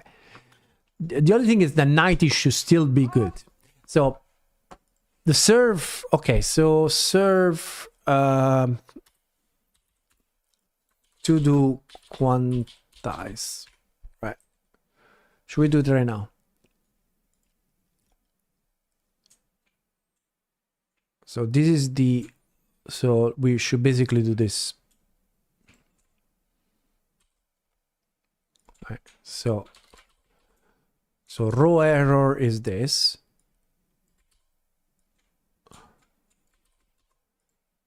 Okay.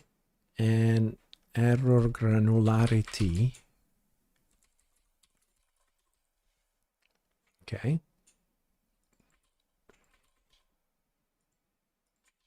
Okay. And the thing is that let's give a player a break. So equal 90 equals 7. So 75, we're never going to see it, right? Because now basically I changed the game. The game used to be way more granular. But right now, I'm still not convinced about the way I want to read the gamepad. Because the point is that the problem that we are having is that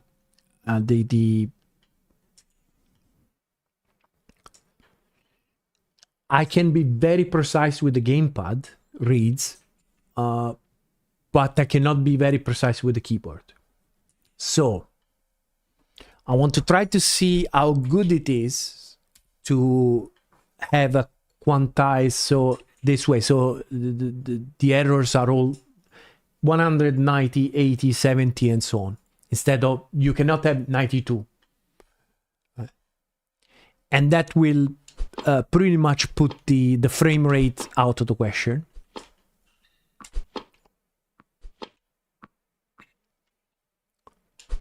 But it's an open question for me. The way I want to run the controls.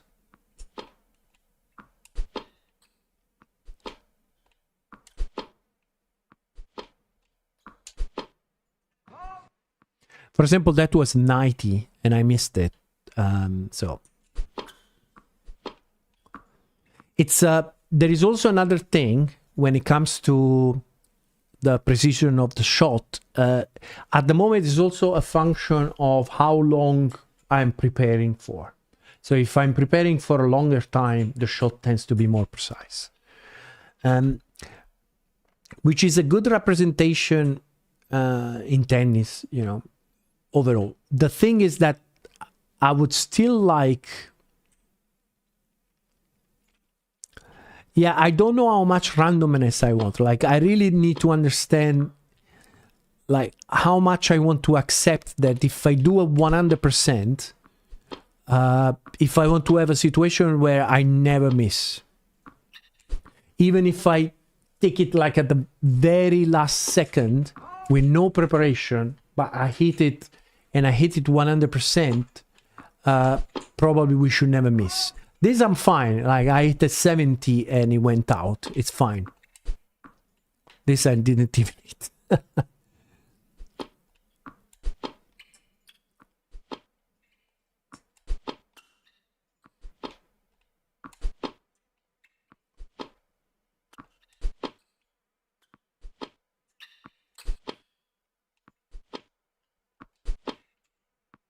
You see that unless you get the AI really to hit while on the run, they pretty much hit 100% all the time. That's why I was saying the AI is pretty much perfect. It's hitting 100% every single time. And this is on purpose. Right now, you know, So that was a 90 because the AI was really late to get in position. I'm so tired.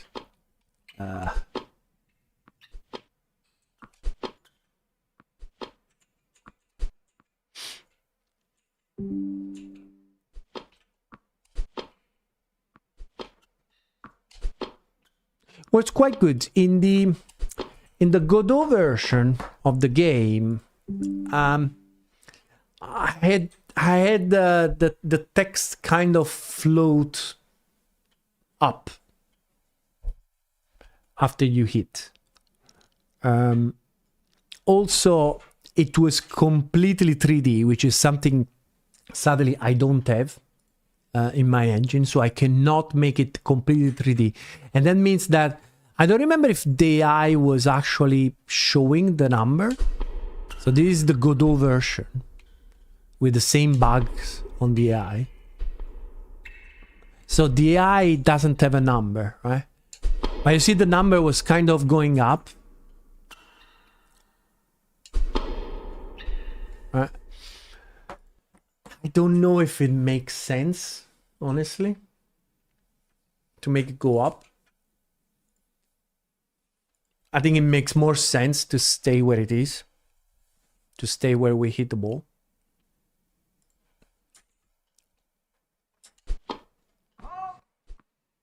Makes more sense to me.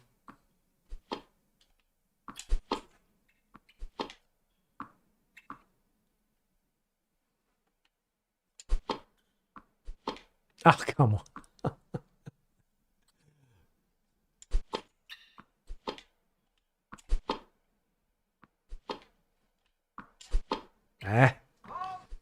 That's okay. You know, if I see yellow and I miss, it's totally fine.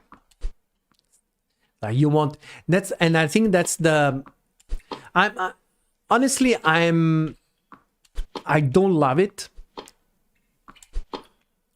these numbers, but I think they clarify a lot of how the game works.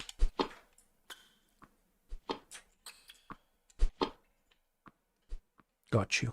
Got you.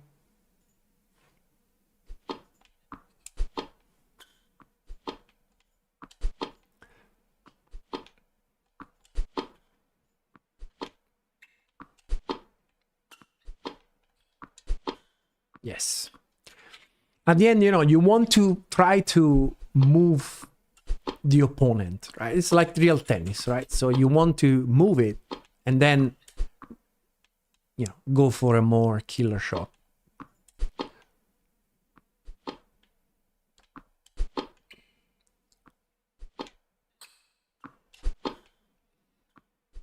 Definitely the thing that I want to do is to, which is the main reason why I like this view. I also want to put an element of where you're hitting the ball, right? The point is that if you hit the ball, because you see I do a lot of movement back and forth. So if the ball is deep, I move a little bit back. So right now the game is not really rewarding me for hitting the ball. See, now I went back. Because I don't want to hit the ball too high.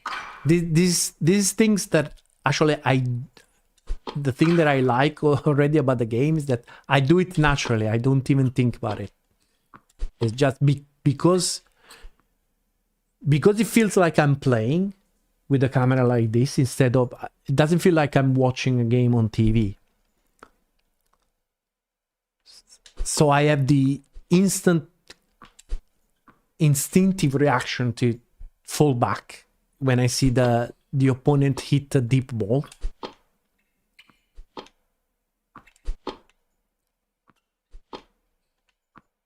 but it's surprisingly fun to play. See, for example, in that situation, the AI was super late. So that, of course, it couldn't hit the 100, right? Because I was able to move the ball.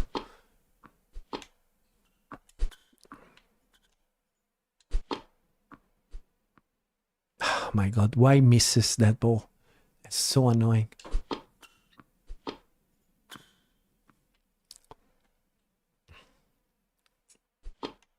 Oof, what a serve. Take that.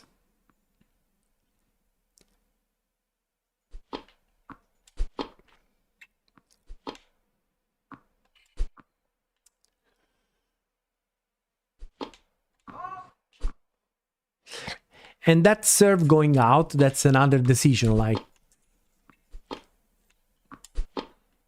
is 100% going to be always in?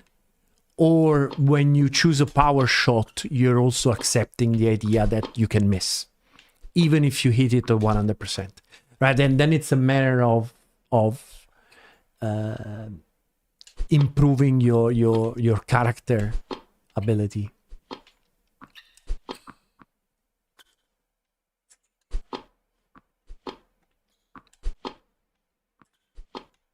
Oh, go out. Oh my God, look at that. He hit a 30. That's F1. That's tennis. Yeah, sometimes you get lucky. And that's something else that I really don't like in tennis games. And I remember when I did my very first game, it's something that I actually coded in the eye. You see, in that situation, it was very obvious that she was not gonna make it. And one thing that I really dislike in tennis game is when the AI is always chasing the balls. While I think in real life, you see sometimes, let's see if it happens. Sometimes the AI hits a shot and I know that I'm not gonna be able to get there. So I don't even run, right? Because that's the human reaction. You know, the human reaction is that, okay, I'm not going to be able to get there. Right?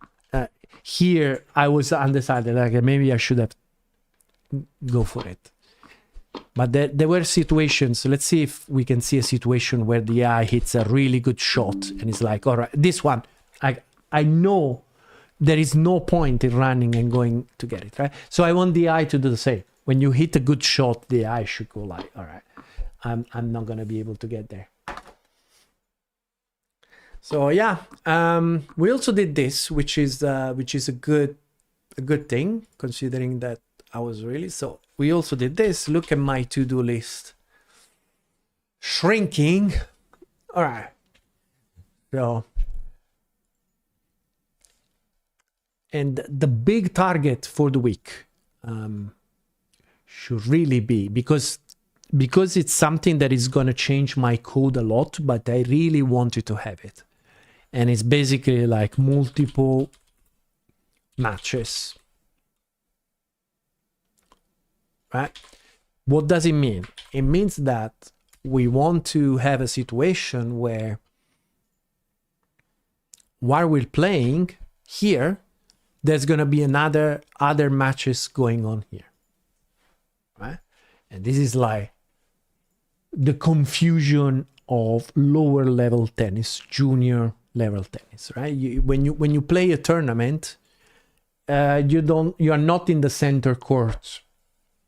And actually, this is not something that only happen in juniors. Even in big tournaments,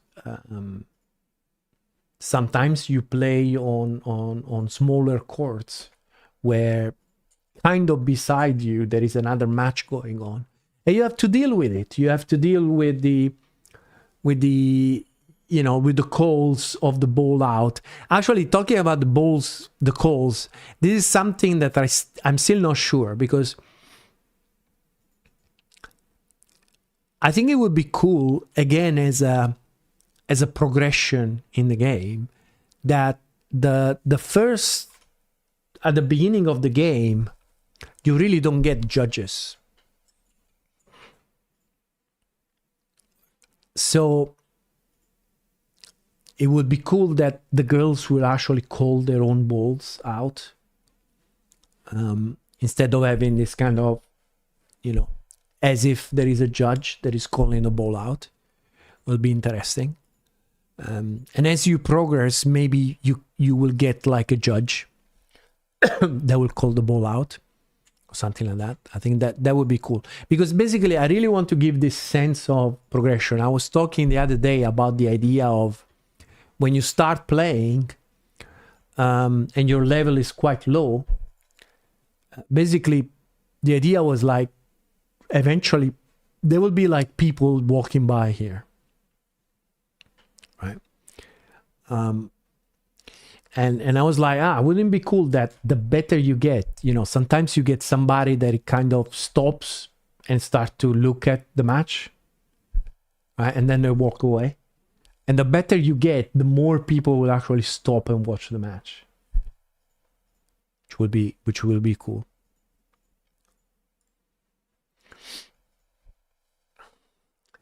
How is it going with the waifu tennis game? It's going well. I have to say, I'm really, the fact that it's 9 o'clock. I've been online for 4 hours almost, and I'm enjoying it a lot. I'm enjoying it more than I thought, because I keep getting ideas for the game. I enjoy playing it, which is a huge part.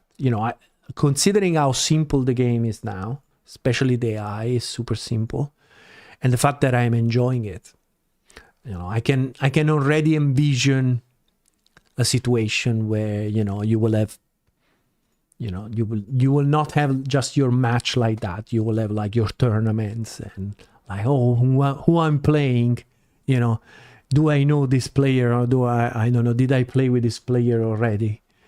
Do I remember how he plays? Did he beat me? Things like that. So I think it's got a lot of potential. For sure, it's going to be a game that I'm going to play a lot.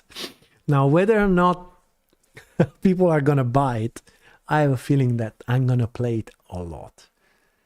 And I really like how I do a lot of things, by instinct. I was saying about the kind of falling back as soon you see a ball that is a little bit deeper from your opponent, like you fall back, you get in position to hit, and maybe you do that step forward, all those kind of stuff are very relatable to my experience of playing. So I enjoy for now a lot.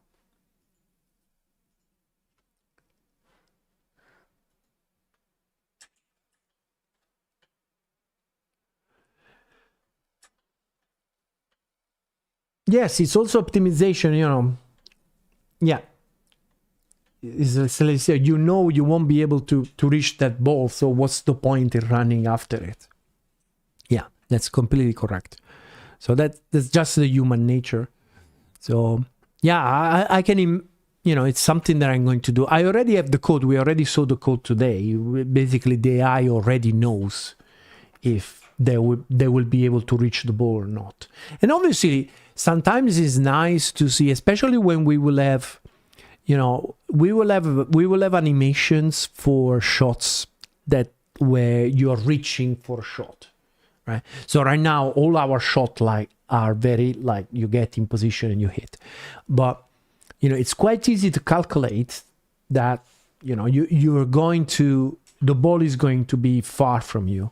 So it's going to be quite easy for me to trigger a different animation where maybe the player is kind of sliding a little bit into it and it's kind of reaching for it. So you want to have also situations where the girls are running after the ball, they're trying to reach it and they don't quite make it. So at the end, variety is the secret, right? You want to have situations where they don't even move and they go like, good shot. And times that they try to reach it and they cannot make it. So it has to look and feel like a real match. All right, guys. I think that's it for today. It's quite late. I will see you next time, guys. Thanks a lot for spending time together and the questions. And I'll see you next time. Ciao, ciao, ciao, ciao, ciao.